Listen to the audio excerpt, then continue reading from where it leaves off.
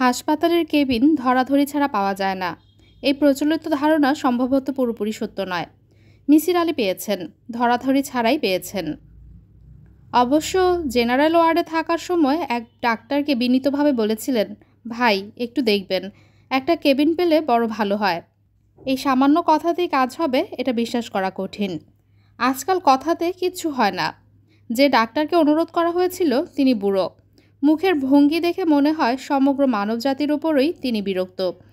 কোনো ভয়ঙ্কর দুর্ঘটনায় মানবজাতি নিঃশেষ হয়ে আবার যদি এককোষী অ্যামিবা থেকে জীবনের শুরু করে তাহলে তিনি খানিকটা আরাম পান।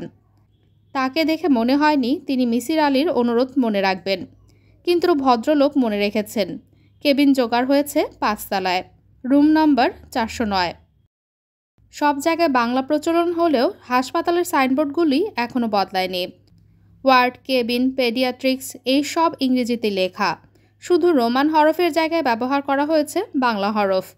হয়তো এগুলির সুন্দর বাংলা প্রতিশব্দ পাওয়া যায়নি। কেবিনের বাংলা কি হবে? কুঠির? জেনারেল ওয়ার্ডের বাংলা কি? সাধারণ কক্ষ? যতটা উৎসাহ নিয়ে মিসির আলী 409 নম্বর কেবিনে এলেন ততটা উৎসাহ থাকল না। ঘণ্টাখানেকের মধ্যে তিনি আবিষ্কার করলেন বাথরুমের ট্যাপ বন্ধ হয় না।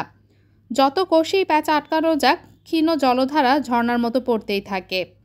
কমোডের ফ্ল্যাশও কাজ করে না। ফ্ল্যাশ টানেলে গড়গড় শব্দ হয় এবং কমোডের পানিতে সামান্য আলোড়ন দেখা যায়। এই পর্যন্তই। তার চেয়েও ভয়াবহ আবিষ্কারটা করলেন রাতে ঘুমোতে যাবার সময়।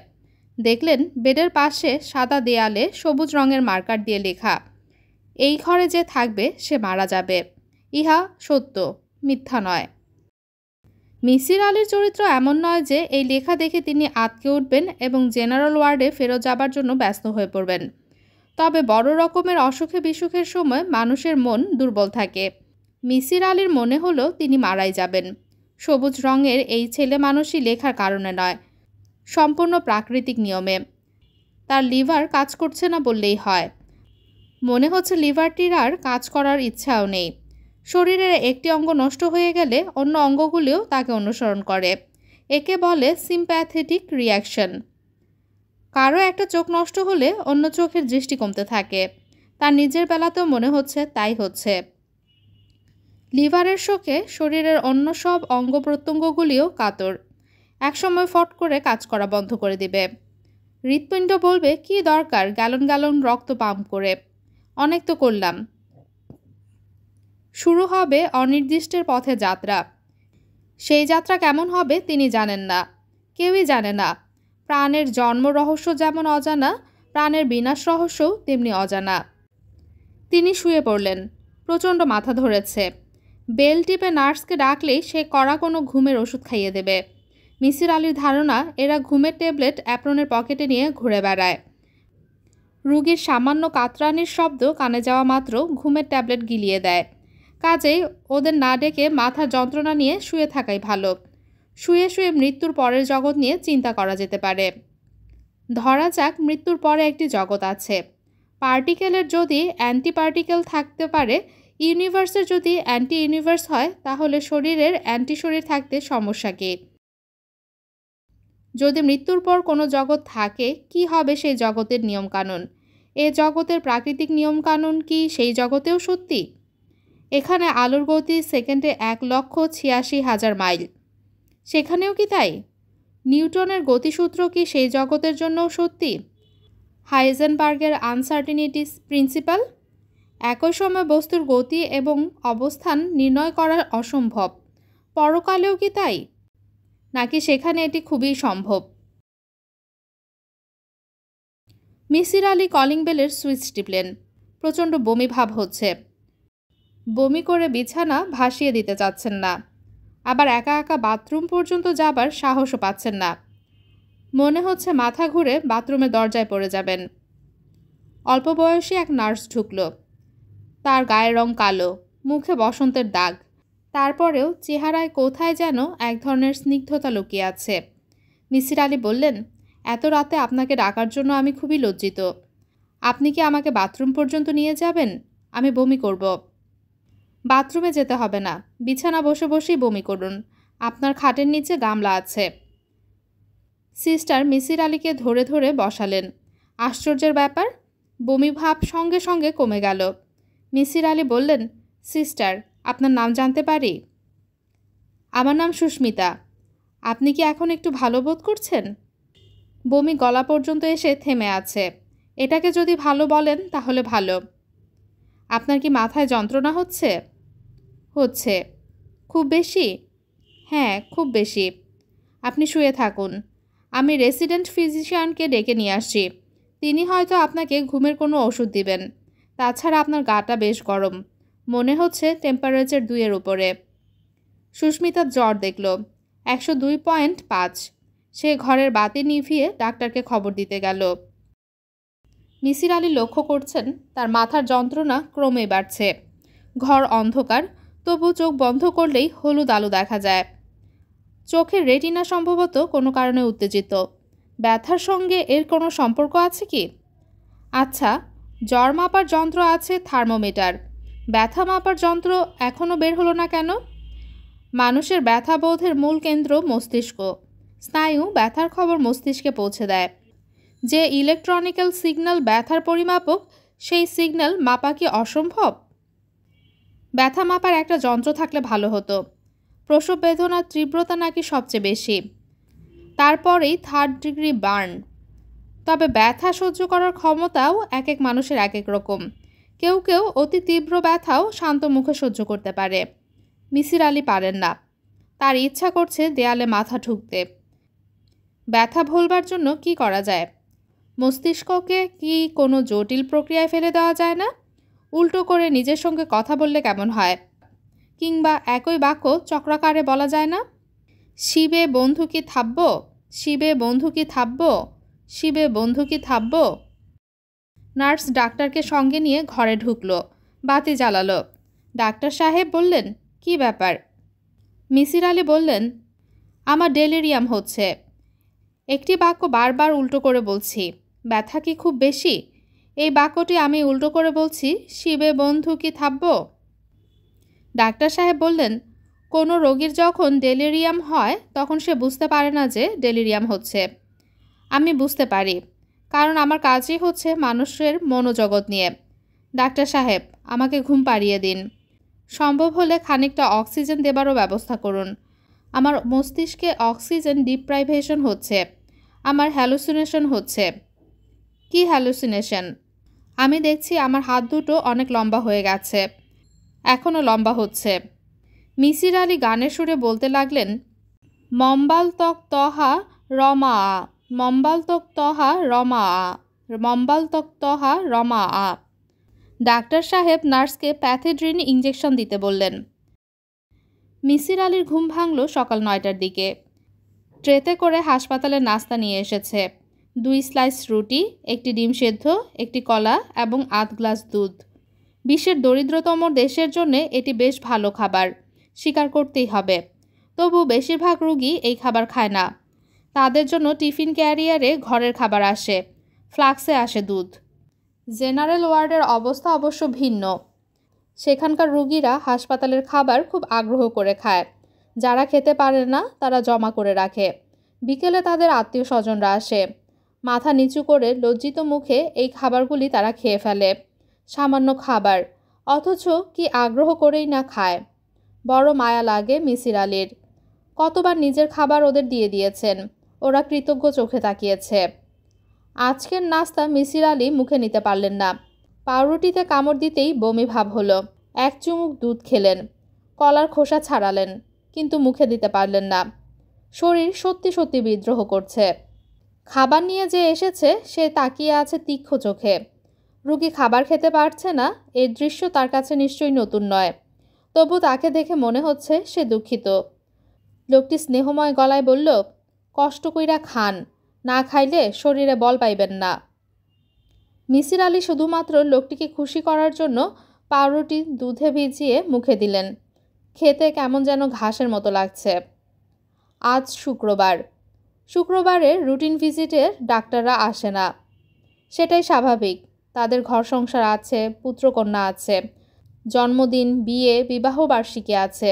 একটা দিন কি তারা ছুটি নেবেন না? অবশ্যই নেবেন। মিসির আলি ধরেই নিয়েছিল তার কাছে কেউ আসবে না, কিন্তু তাকে অবাক করে দিয়ে অ্যাপ্রন গায়ে মাঝবয়সী এক ডাক্তার এসে উপস্থিত। ডাক্তার আসার এটা সময় নয়। প্রথমত শুক্রবার, দ্বিতীয়ত 1:30 বাজে, লাঞ্চ ব্রেক। ডিউটির ডাক্তাররা এ সময় ক্যান্টিনে খেতে যান। ডাক্তার সাহেব বললেন, কেমন আছেন? মিসির আলি হেসে ফেলে বললেন, ভালো থাকলে কি হাসপাতালে পড়ে থাকি? আপনাকে দেখে কিন্তু মনে হচ্ছে ভালো আছেন। কাল রাতে খুব খারাপ অবস্থায় ছিলেন, প্রবল ডেলিরিয়াম। আপনি রাতে এসেছিলেন? জি। চিনতে পারছি না, মাথা এলোমেলো হয়ে আছে। গত রাতে কি ঘটেছে কিছু মনে নেই। ডাক্তার সাহেব চেয়ারে বসলেন। তার শরীর বেশ ভারী, শরীরের সঙ্গে মিল রেখে গলার স্বর ভারী, চশমার কাঁচ ভারী, সবই ভারী ভারী। তবুও মানুষটির কথা বলার মধ্যে সহজ হালকা ভঙ্গি আছে। এ জাতীয় মানুষ গল্প করতে এবং গল্প শুনতে ভালোবাসে। মিসির আলি বললেন, ডাক্তার সাহেব, আমি আপনার জন্য কি করতে পারি বলুন। একটা সমস্যার সমাধান করতে পারেন। এই কেবিনটা ছেড়ে অন্য কেবিনে চলে যেতে পারেন। একজন মহিলা এই কেবিনে আসতে চাচ্ছেন। মিসির আলি হাসতে হাসতে বললেন, এই মুহূর্তে আমি কেবিন ছেড়ে দিচ্ছি। এই মুহূর্তে ছাড়তে হবে না, কাল ছাড়লেও হবে। ডাক্তার সাহেব উঠে দাঁড়ালেন। মিসির আলি বললেন, ভদ্রমহিলা বিশেষ করে এই কেবিনে আসতে চাচ্ছেন কেন? তার ধারণা এই কেবিন খুবই লাকি। এই কেবিনের নাম্বার 409, যোগ করলে হয় 13। 13 নম্বরটি তার জন্য নাকি খুবই লাকি, সৌভাগ্য সংখ্যা, নিউমোরোলজির হিসাব। কি অদ্ভুত কথা। ডাক্তার সাহেব হালকা স্বরে বললেন, অসুস্থ অবস্থায় মানুষের মন দুর্বল থাকে। দুর্বল মনে 13 নাম্বারটি ঢুকে গেলে সমস্যা। মনের মধ্যে যা ঢুকেছে তা বের করে দিন। ডাক্তার সাহেব হেসে ফেলে বললেন, এটা তো কোনো কাটা না রে ভাই যে চিমটা দিয়ে বের করে নিয়ে আসব। এর নাম কুসংস্কার। কুসংস্কার মনের রন্ধ্রে রন্ধ্রে শিকড় ছড়িয়ে দেয়। কুসংস্কারকে তুলে ফেলা আমার মতো সাধারণ মানুষের কর্ম নয়। যাই ভাই, আপনি তাহলে কাল ভোরে কেবিন 405-এ চলে যাবেন। কেবিনটা সিঁড়ির কাছে না, কাজেই হইচই হবে না। তাছাড়া জানালার ভিউ ভালো, গাছপালা দেখতে পারবেন। মিসির আলি গম্ভীর গলায় বললেন, কিছু মনে করবেন না, আমি এই রুম ছাড়ব না, এখানেই থাকব। ডাক্তার সাহেব বিস্মিত হয়ে তাকালেন। কি একটা বলতে গিয়েও বললেন না। মিসির আলি বললেন, রুম ছাড়ব না, কারণ ছাড়লে কুসংস্কারকে প্রশ্রয় দেওয়া হয়। আমি এই জীবনে কুসংস্কার প্রশ্রয় দেবার মতো কোনো কাজ করিনি, ভবিষ্যতেও করব না। ও আচ্ছা, আপনি যদি অন্য কোনো কারণ বলতেন রুম ছেড়ে দিতাম। আমার কাছে 409 নাম্বার যা, 405ও তা, তফাৎ মাত্র 4টা ডিজিটের। ডাক্তার সাহেব বিব্রত গলায় বললেন, আপনি কি ভদ্রমহিলার সঙ্গে কথা বলবেন? অবস্থা এমন দাঁড়িয়েছে যে ভদ্রমহিলা এই ঘরে না আসা পর্যন্ত অপারেশন করাবেন না, অপেক্ষা করবেন। অথচ অপারেশনটা জরুরি। ওর অসুবিধা কি? কিডনির কাছাকাছি একটা সিস্টের মতো হয়েছে। আপনি যদি তার সঙ্গে কথা বললেন তাহলে ভালো হয়। ভদ্রমহিলাকে আপনি চেনেন? তাই নাকি? হ্যাঁ, ভালো করে চেনেন। উনি অনুরোধ করলে না বলতে পারবেন না। নাম কি তার? আমি ওকে পাঠিয়ে দিচ্ছি, আপনি কথা বলুন। দরজা ধরে যে মহিলা দাঁড়িয়ে, তার বয়স 30-এর কাছাকাছি হলেও তাকে দেখাচ্ছে বালিকার মতো। লম্বাটে মুখ, কাটা কাটা চেহারা, অসম্ভব রূপবতী। সাধারণত রূপবতীরা মানুষকে আকর্ষণ করে না, একটু দূরে সরিয়ে রাখে। এই মেয়েটির মধ্যে আকর্ষণীয় ক্ষমতা প্রবল। মিসির আলি মুগ্ধ হয়ে তাকিয়ে আছেন। মেয়েটি বলল, আপনি কি আমাকে চিনতে পারছেন? না। সে কি, চেনা উচিত ছিল তো। আপনি সিনেমা দেখেন না নিশ্চয়ই? টিভিও দেখেন না? টিভি দেখলেও তো আমাকে চেনার কথা। আমার টিভি নেই। বাড়িওয়ালার বাসায় গিয়ে অবশ্য মাঝে মধ্যে দেখি। আপনি কি কোনো অভিনেত্রী? হ্যাঁ, এলেবেলে টাইপ অভিনেত্রী নয়, খুব নাম করা। রাস্তায় বের হলে ট্রাফিক জ্যাম হয়ে যাবে। মেয়েটির কথা বলার ভঙ্গিতে মিসির আলি হেসে ফেললেন। মেয়েটিও হাসল। অভিনেত্রীর মাপা হাসি নয়, অন্তরঙ্গ হাসি, সহজ সরল হাসি। আপনি কিন্তু এখনও আমার নাম জিজ্ঞেস করেননি। কি নাম? আসমানি। এটা আমার আসল নাম। সিনেমার জন্য আমার ভিন্ন নাম আছে, সেই নাম আপনার জানার দরকার নেই। ভেতরে আসবো? আসুন। মেয়েটি ঘরে ঢুকে চেয়ারে বসল। গলার স্বর খানিকটা গম্ভীর করে বলল, শুনলাম আপনি নাকি কুসংস্কার সহ্য করতে পারেন না। ঠিকই শুনেছেন, সহ্য করি না এবং প্রশ্রয় দিই না। কুসংস্কার কিছু না। আপনি আপনার ঘরটা আমাকে ছেড়ে দিন। আমার এই কেবিনটা খুব পছন্দ। আমি আপনার কাছে হাত জোড় করছি, প্লিজ। মেয়েটি সত্যি সত্যি হাত জোড় করল। মিসির আলি লজ্জায় পড়ে গেলেন। এ কী কাণ্ড! আমি এক্ষুনি ছেড়ে দিচ্ছি, হাত জোড় করতে হবে না। থ্যাঙ্কস বলারও প্রয়োজন নেই। তবে আমার ধারণা এই কেবিনটিতেও শেষ পর্যন্ত আপনি থাকতে রাজি হবেন না। এরকম মনে হবার কারণ কি? আপনি রাতে যখন ঘুমোতে যাবেন তখন হঠাৎ করে দেয়ালের একটি লেখা আপনার চোখে পড়বে। সবুজ মার্কারে কাঁচা কাঁচা হাতের লেখা, এই ঘরে যে থাকবে সে মারা যাবে, ইহা সত্য, মিথ্যা নয়। লেখা পড়েই আপনি আঁতকে উঠবেন। যেহেতু আপনার মন খুব দুর্বল, সেহেতু আপনি আর এখানে থাকবেন না। আসমানি বলল, কোথায় লেখাটা দেখি? তিনি লেখাটা দেখালেন। আসমানি বলল, কে লিখেছে? মিসির আলি থেমে থেমে বললেন, যে লিখেছে তার সঙ্গে আমার দেখা হয়নি, তবে আমি অনুমান করতে পারি এটা একটি বাচ্চা মেয়ের লেখা। বাচ্চার উচ্চতা 4 ফুট 2 ইঞ্চি এবং মেয়েটি এই ঘরেই মারা গেছে। আসমানি ভ্রু কুঁচকে বলল, এসব আপনার অনুমান? জি, অনুমান, তবে যুক্তি নির্ভর অনুমান। যুক্তি নির্ভর অনুমান মানে? এক এক করে বলি। এটা একটা মেয়ের লেখা, তা অনুমান করেছি দেয়ালে আঁকা কিছু ছবি দেখে। সবুজ মার্কারে আঁকা বেশ কিছু ছবি আছে, সবই বেনি বাঁধা বালিকাদের ছবি। মেয়েরা একটা বয়স পর্যন্ত শুধু মেয়েদের ছবি আঁকে। তাই বুঝি? হ্যাঁ, তাই। আর মেয়েটির উচ্চতা কিভাবে আঁচ করলেন? মেয়েটির উচ্চতা আঁচ করেছি আরও সহজে। আমরা যখন দেয়ালে কিছু লিখি তখন লিখি চোখ বরাবর। মেয়েটি বিছানায় বসে বসে লিখেছে, সেখান থেকে তার উচ্চতা আঁচ করলাম। দাঁড়িয়েও তো লিখতে পারে, হয়তো মেঝেতে দাঁড়িয়ে লিখেছে। তা পারে, তবে মেয়েটি অসুস্থ। বিছানায় বসে বসে লেখাই তার জন্য যুক্তিসঙ্গত। আসমানি গম্ভীর গলায় বলল, মেয়েটি যে বেঁচে নেই তা কী করে অনুমান করলেন? কাউকে জিজ্ঞেস করেছেন? না, কাউকে জিজ্ঞেস করিনি। এটাও অনুমান। বাচ্চারা দেয়ালে লেখার ব্যাপারে খুবই পার্টিকুলার। যা বিশ্বাস করে তাই সে দেয়ালে লেখে। যদি বাচ্চাটি অসুস্থ হয়ে বাসায় ফিরে যেত তাহলে অবধারিতভাবে এই লেখাটির জন্য সে লজ্জিত বোধ করত এবং হাসপাতাল ছেড়ে যাবার আগে লেখাটি নষ্ট করে যেত। আপনি কি করেন জানতে পারি? মাস্টারি করতাম, এখন করি না। পার্ট টাইম টিচার ছিলাম, অস্থায়ী পোস্ট, চাকরি চলে গেছে। আপনি আমাকে দেখে কি আমার সম্পর্কে কিছু বলতে পারেন? একটা সামান্য কথা বলতে পারি। আপনার আসল নাম আসমানি নয়, অন্য কিছু। এরকম মনে হবার কারণ কি? আসমানি নামটি আপনি এমনভাবে বললেন যাতে আমার কাছে মনে হয় অচেনা একটি শব্দ বলছেন। তার চেয়েও বড় কথা, আপনার পরনে আসমানি রঙের একটি শাড়ি।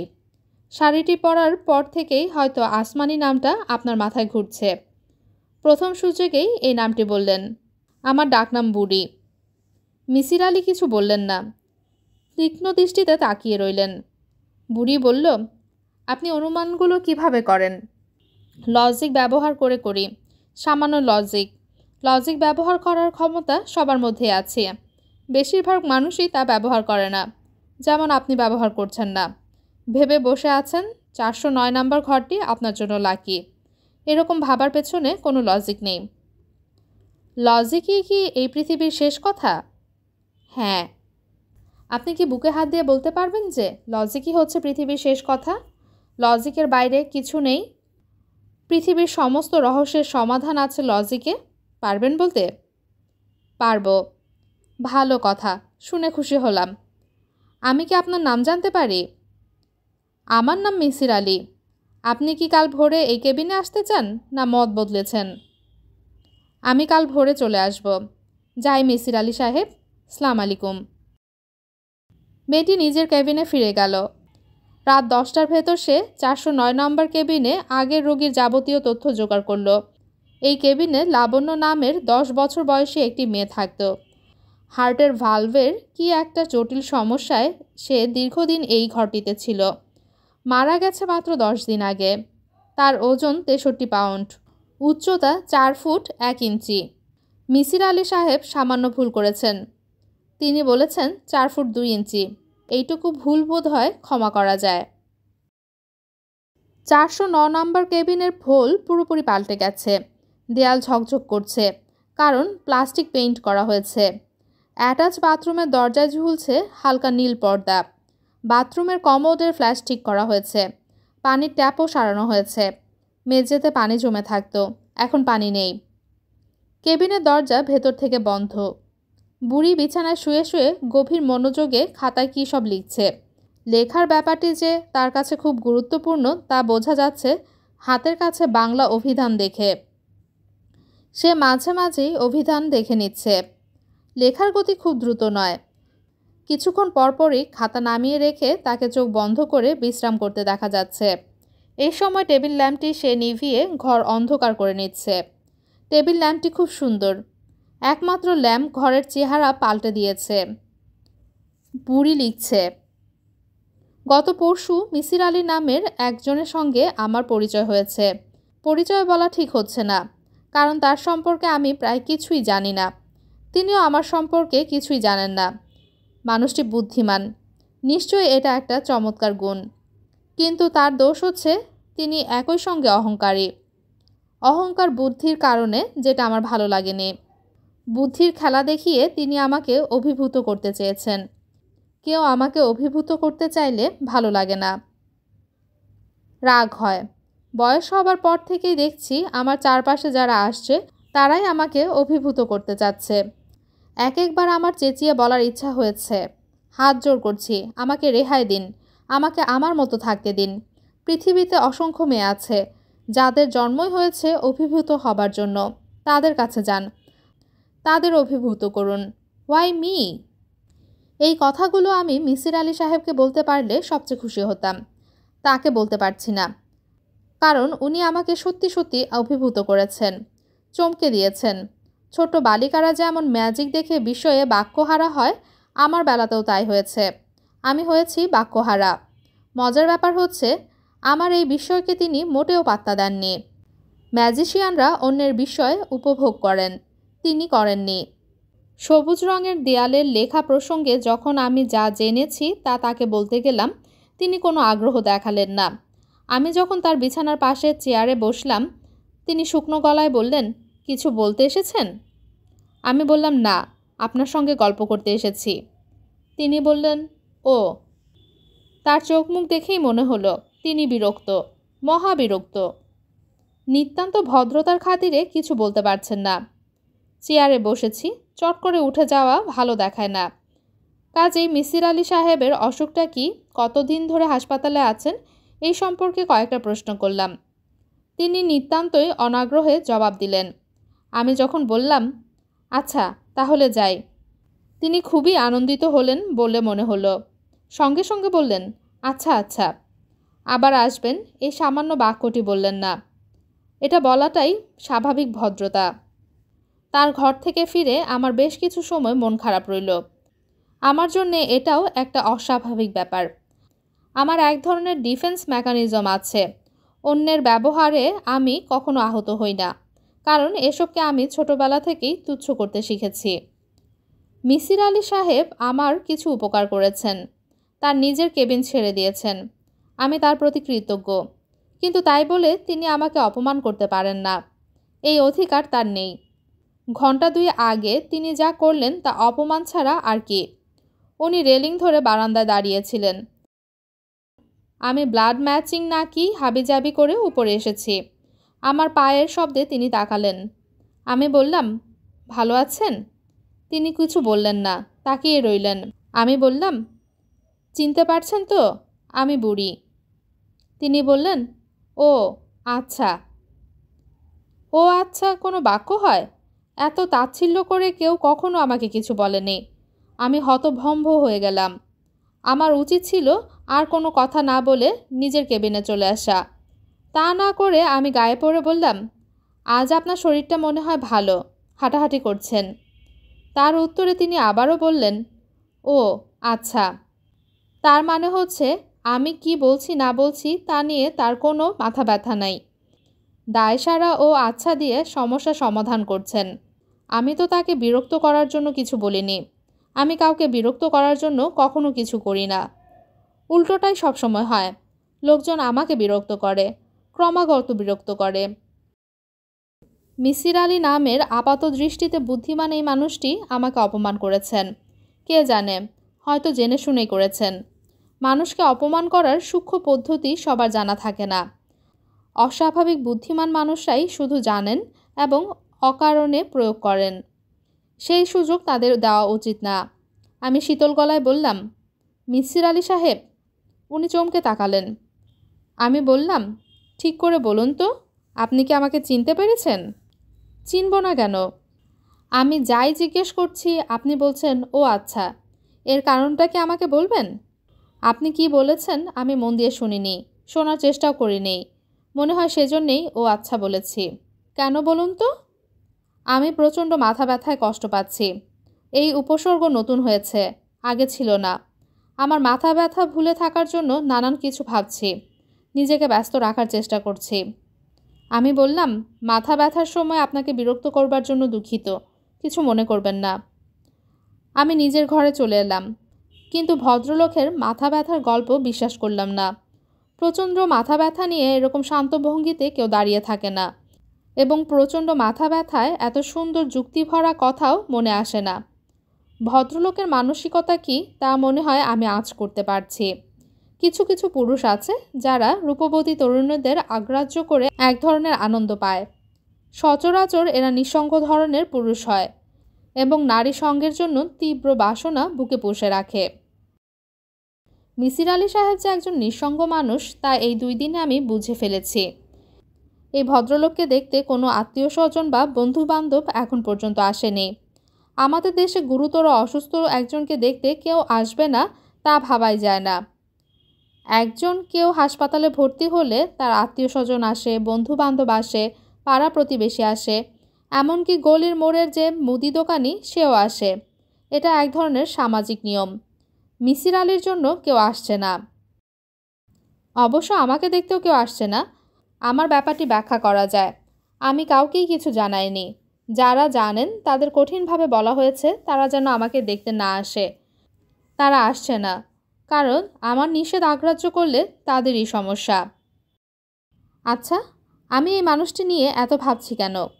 নিতান্ত অপরিচিত একজন মানুষকে নিয়ে এত চিন্তা ভাবনা করার কোনো মানে হয়? আমি নিজে নিঃসঙ্গ বলেই কি একজন নিঃসঙ্গ মানুষের প্রতি মমতা বোধ করছি? ভদ্রলোক আমার প্রতি অবহেলা দেখিয়েছেন, আমি তাতে কষ্ট পাচ্ছি। আমরা অতি প্রিয়জনদের অবহেলাতেই কষ্ট পাই, কিন্তু এই ভদ্রলোক তো আমার অতি প্রিয় কেউ নন। আমরা দুজন দুপ্রান্তের মানুষ।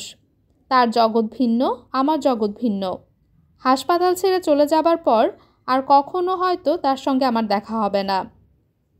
আমার কেন জানি মনে হচ্ছে এই হাসপাতালে যে কটা দিন আছি সেই কটা দিন ভদ্রলোকের সঙ্গে গল্প টল্প করলে আমার ভালো লাগবে। কারোর সঙ্গে কথা বলেই আমি আরাম পাই না। যার সঙ্গে কথা বলি আমার মনে হয় সে ঠিকমতো কথা বলছে না, ভান করছে, নিজেকে জাহির করার চেষ্টা করছে, যেন সে পৃথিবীর সবচেয়ে জ্ঞানী মানুষ। সে ধরেই নিচ্ছে তার কথাবার্তায় মুগ্ধ হয়ে আমি মনে মনে তার সম্পর্কে খুব উঁচু ধারণা করছি। অথচ মনে মনে আমি যে অসংখ্যবার বলছি, হাদারাম হাদারাম তুই হাদারাম, সেই ধারণাও তার নেই। মিসির আলী নিশ্চয়ই সেরকম হবেন না। তার সঙ্গে কথা বলতে গিয়ে নিশ্চয়ই আমি কখনো মনে মনে বলবো না হাদারাম। আমার নিজের একটি নিতান্তই ব্যক্তিগত গল্প আছে, যা আমি খুব কম মানুষকেই বলেছি। এই গল্পটাও হয়তো আমি তাকে বলতে পারি। আমার এই গল্প আমি যাদেরকে বলেছি তারা সবাই খুব আগ্রহ নিয়ে শুনেছে। তারপর বলেছেন, আপনার মানসিক সমস্যা আছে, ভালো কোনো সাইকিয়াট্রিস্টের কাছে যান। মানুষ এই এক নতুন জিনিস শিখেছে, কিছু হলেই সাইকিয়াট্রিস্ট। মাথা এলোমেলো হয়ে আছে। সাইকিয়াট্রিস্ট সেই এলোমেলো মাথা ঠিক করে দিবেন। মানুষের মাথা কি এমনই পলকা জিনিস যে সামান্য আঘাতেই এলোমেলো হয়ে যাবে? এই কথাটিও মিসির আলি সাহেবকে জিজ্ঞেস করা যেতে পারে। ভদ্রলোক মাস্টার মানুষ, কাজেই ছাত্রীর মতো ভঙ্গিতে খানিকটা ভয়ে ভয়ে যদি জিজ্ঞাসা করা হয়, আচ্ছা স্যার, মানুষের মাথা এলোমেলো হবার জন্য কত বড় মানসিক আঘাতের প্রয়োজন, তখন তিনি নিশ্চয়ই এই প্রশ্নের জবাব দিবেন। সেই জবাবের গুরুত্ব থাকবে, কারণ মানুষটির ভেতর লজিকের অংশ বেশ শক্ত। বুড়ি বলল, স্যার আসবো? মিসির আলি বিছানায় কাত হয়ে বই পড়ছিলেন। বইটির নাম মিস্টেরিয়াস অফ আফটার লাইফ, লেখক এফ স্মিথ। মজার বই। মৃত্যুর পরের জগৎ সম্পর্কে এমন সব বর্ণনা আছে যা পড়লে মনে হয় লেখক সাহেব ওই জগৎ ঘুরে এসেছেন, বেশ কিছুদিন সেখানে ছিলেন, ভালো মতো সব কিছু দেখা। এই জাতীয় বই যে লেখা হয়, ছাপা হয় এবং হাজার হাজার কপি বিক্রি হয়, এটাই এক বিস্ময়। তিনি বই বন্ধ করে বুড়ির দিকে তাকালেন। মেয়েটির সঙ্গে তার বেশ কয়েকবার দেখা হয়েছে। মেয়েটির ভাবভঙ্গি দেখে মনে হয় তার সঙ্গে দেখা করার ব্যাপারে সে এক ধরনের আগ্রহ বোধ করছে। আগ্রহের কারণ স্পষ্ট নয়। তার কি কোনো সমস্যা আছে? থাকতে পারে। মিসির আলি এই মুহূর্তে অন্যের সমস্যা নিয়ে ভাবতে চাচ্ছেন না। তার নিজের সমস্যাই প্রবল, শরীর সমস্যা। ডাক্তাররা অসুখের ধরন এখনও ধরতে পারছেন না। বলছেন যকৃতের একটা অংশ কাজ করছে না। যকৃৎ মানুষের শরীরের বিশাল এক যন্ত্র। সেই যন্ত্রের অংশবিশেষ কাজ না করলেও অসুবিধা হবার কথা নয়। তাহলে অসুবিধা হচ্ছে কেন? মাথার যন্ত্রণাই বা কেন হচ্ছে? টিউমার জাতীয় কিছু কি হয়ে গেল? টিউমার বড় হচ্ছে, মস্তিষ্কে চাপ দিচ্ছে। সেই চাপটা শুধু সন্ধ্যার পর থেকে দিচ্ছে কেন? বুড়ি আবার বলল, স্যার আমি কি আসবো? মেয়েটির পরনে প্রথম দিনের আসমানি রঙের শাড়ি। হয়তো এই শাড়িটি তার লাকি শাড়ি। অপারেশন টেবিলে যাবার আগে সে বলবে, আমাকে এই লাকি শাড়িটি পরতে দিন প্লিজ ডাক্তার, প্লিজ। রাত 8টা প্রায় বাজে। এমন কিছু রাত নয়, তবু মিসির আলির ঘুম পাচ্ছে। কারো সঙ্গে কথা বলতে ইচ্ছা করছে না। তিনি তারপরেও বললেন, আসুন আসুন। বুড়ি ঘরে ঢুকল না। দরজার ওপাশ থেকেই বলল, আপনার কি মাথা ধরা আছে? এখন নেই, রোজই সন্ধ্যা থেকে শুরু হয়। আজ এখনও কেন যেন শুরু হচ্ছে না, বুঝতে পারছি না। বুড়ি হাসতে হাসতে বলল, মনে হয় মাথা না ধরায় আপনার মন খারাপ হয়ে গেছে। স্যার আমি কি বসবো?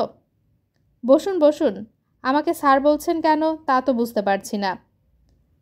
আপনি শিক্ষক মানুষ, সেজন্যই স্যার বলছি। ভালো শিক্ষক দেখলে ছাত্রী হতে ইচ্ছা করে। আমি ভালো শিক্ষক আপনাকে কে বলল? কেউ বলেনি, আমার মনে হচ্ছে। আপনি কথা বলার সময় খুব জোর দিয়ে কথা বলেন। এমনভাবে বলেন যে যখন শুনি মনে হয় আপনি যা বলছেন তা মনে প্রাণে বিশ্বাস করেন বলেই বলছেন। ভালো শিক্ষকের এটাই হচ্ছে প্রথম শর্ত। দ্বিতীয় শর্ত কি?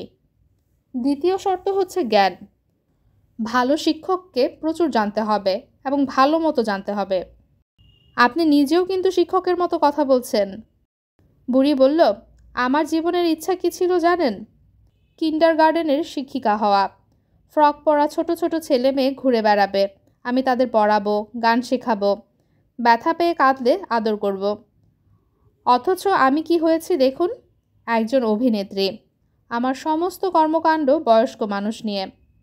আমার জীবনে শিশুর কোনো স্থান নেই। স্যার আমি কি বকবক করে আপনাকে বিরক্ত করছি? না, করছেন না। আপনি আমাকে তুমি করে ডাকলে আমি খুব খুশি হব। আপনি আমাকে তুমি করে ডাকবেন এবং নাম ধরে ডাকবেন প্লিজ। বুড়ি ডাকতে বলছো? হ্যাঁ, বুড়ি ডাকবেন। আমার ডাক নামটা বেশ অদ্ভুত না? যখন সত্যি সত্যি বুড়ি হব তখন বুড়ি বলে ডাকার কেউ থাকবে না। মিসির আলি বললেন, তুমি কি সবসময় এমন গুছিয়ে কথা বলো? আপনার কি ধারণা? আমার ধারণা তুমি কথা কম বলো। যারা বেশি কথা বলে তারা গুছিয়ে কিছু বলতে পারে না। যারা কম কথা বলে তারা যখন বিশেষ কোনো কথা বলতে চায় তখন খুব গুছিয়ে বলতে পারে। আমার ধারণা তুমি আমাকে বিশেষ কিছু বলতে চাচ্ছ। আপনার ধারণা সত্যি নয়। আমি আপনাকে বিশেষ কিছু বলতে চাচ্ছি না। আগামীকাল আমার অপারেশন, ভয় ভয় লাগছে। ভয় কাটানোর জন্য আপনার সঙ্গে গল্প করতে এসেছি। ভয় কেটেছে? কাটেনি, তবে ভুলে আছি। আপনার এখান থেকে যাবার পর গরম পানিতে গোসল করব। আয়াকে গরম পানি আনতে বলেছি। গোসলের পর কড়া ঘুমের ওষুধ খেয়ে ঘুমিয়ে পড়ব। মিসির আলি হাই তুললেন। মেয়েটির কথা এখন আর শুনতে ভালো লাগছে না। তাকে বলাও যাচ্ছে না তুমি এখন যাও, আমার মাথা ধরেছে। মাথা সত্যি সত্যি ধরলে বলা যেত, মাথা ধরেনি। আপনি কি ভূত বিশ্বাস করেন স্যার? মিসির আলি হেসে ফেলে বললেন, গল্পটা বলো। কোন গল্পটা বলবো? কেউ যখন জানতে চায় আপনি কি ভূত বিশ্বাস করেন, তখন তার মাথায় একটা ভূতের গল্প থাকে, ওইটা সে শোনাতে চায়। তুমিও চাচ্ছ। আপনি ভুল করছেন। আমি আপনাকে কোনো গল্প শোনাতে চাচ্ছি না। কোনো ভৌতিক গল্প আমার জানা নেই। ও আচ্ছা, আর একটা কথা, আপনি দয়া করে ও আচ্ছা বাক্যটা বলবেন না এবং নিজেকে বেশি বুদ্ধিমান মনে করবেন না। বুড়ি, তুমি রেগে যাচ্ছ। আমাকে তুমি তুমি করেও বলবেন না। বুড়ি উঠে দাঁড়ালো এবং প্রায় ঝড়ের বেগে ঘর ছেড়ে চলে গেল। মিসির আলি দীর্ঘ নিঃশ্বাস ফেললেন। তার মনে হলো প্রকৃতি শুধুমাত্র মেয়েদের মধ্যেই বিপরীত গুণাবলীর দর্শনীয় সমাবেশ ঘটিয়েছে। মেয়েকে যেহেতু সবসময় সন্তান ধারণ করতে হয়, সেহেতু প্রকৃতি তাকে করল শান্ত, ধীর, স্থির। একই সঙ্গে ঠিক একই মাত্রায় তাকে করল অশান্ত, অধীর, অস্থির। প্রকৃতির এইসব হিসাব নিকাশ খুব মজার। দেখে মনে হয় পরিহাসপ্রিয় প্রকৃতি সবসময় মজার খেলা খেলছে। মিসির আলি বই খুললেন। মৃত্যুর পরের জগৎ সম্পর্কে স্মিথ সাহেবের বক্তব্য পড়া যাক। স্থূল দেহের ভেতরেই লুকিয়ে আছে মানুষের সূক্ষ্ম দেহ। সেই দেহকে বলা হয় বায়োপ্লাজমিক বডি। স্থূল দৃষ্টিতে সেই দেহ দেখা যায় না। স্থূল দেহের বিন্যাস হলেই সূক্ষ্ম দেহ বা বায়োপ্লাজমিক বডি স্থূল দেহ থেকে আলাদা হয়ে যায়। সূক্ষ্ম দেহ শক্তির মতো। শক্তি যেমন বিন্যাস নেই, সূক্ষ্ম দেহেরও তেমনি বিন্যাস নেই। সূক্ষ্ম দেহের তরঙ্গ ধর্ম আছে। তরঙ্গ দৈর্ঘ্য স্থূল দেহের কামনা বাসনার সঙ্গে সম্পর্কিত। যার কামনা বাসনা বেশি, তার তরঙ্গ দৈর্ঘ্য তত বেশি। মিসির আলি বই বন্ধ করে দীর্ঘ নিঃশ্বাস ফেললেন। স্মিথ নামের এই লোক কিছু বৈজ্ঞানিক শব্দ ব্যবহার করে তার গ্রন্থটিকে ভারী করার চেষ্টা করেছেন। নিজের বিভ্রান্তি ছড়িয়ে দিতে চেষ্টা করেছেন পাঠকদের কাছে। গ্রন্থের শুভ ভূমিকার কথাই সবাই বলে। গ্রন্থের যে কি প্রচণ্ড ঋণাত্মক ভূমিকা আছে, সে সম্পর্কে কেউ কিছু বলে না। একজন ক্ষতিকর মানুষ সমাজের যতটা ক্ষতি করতে পারে, তার চেয়ে 100 গুণ বেশি ক্ষতি করতে পারে সেই মানুষটি লেখা একটি বই। বইয়ের কথা বিশ্বাস করার আমাদের যে প্রবণতা, তার শিকড় অনেক দূর চলে গেছে। একটা বই মাটিতে পড়ে থাকলে তা মাটি থেকে তুলে মাথায় ঠেকাতে হয়। এই ট্রেনিং দিয়ে দেওয়া হয়েছে সুদূর শৈশবে। স্যার, আসবো? মেয়েটি আবার দরজার কাছে এসে দাঁড়িয়েছে। তাকে লজ্জিত এবং অনুতপ্ত মনে হচ্ছে। ঝড়ের বেগে ঘর ছেড়ে চলে যাওয়ার অপরাধে সে নিজেকে অপরাধী করে কষ্ট পাচ্ছে। স্যার, আসবো? মিসির আলি হাসতে হাসতে বললেন, না। মেয়েটি ঘরে ঢুকে চেয়ারে বসতে বসতে বলল, একটু আগে নিতান্ত বালিকার মতো যে ব্যবহার আপনার সঙ্গে আমি করেছি, এরকম ব্যবহার আমি কখনোই কারোর সঙ্গেই করি না। আপনার সঙ্গে কেন করলাম তাও জানি না।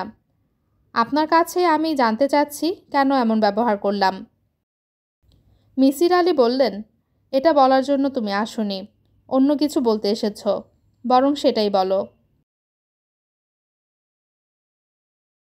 বুড়ি নিচু গলায় বলল, আমি খুব বড় ধরনের একটা সমস্যায় ভুগছি, কষ্ট পাচ্ছি, ভয়ঙ্কর কষ্ট পাচ্ছি। আমার সমস্যাটা কেউ একজন বুঝতে পারলে আমি কিছুটা হলেও শান্তি পেতাম। মনে হয় আপনি বুঝবেন। বোঝার চেষ্টা করব। বলো তোমার সমস্যা। বড় একটা খাতায় সব লেখা আছে। খাতাটা আপনাকে দিয়ে যাব। আপনি ধীরে সুস্থে আপনার অবসর সময়ে পড়বেন। তবে একটা শর্ত আছে। কি শর্ত? কাল আমার অপারেশন হবে, আমি মারাও যেতে পারি। যদি মারা যাই তাহলে আপনি এই খাতায় কি লেখা আছে তা পড়বেন না, খাতাটা নষ্ট করে ফেলবেন। আর যদি বেঁচে থাকি তবেই পড়বেন।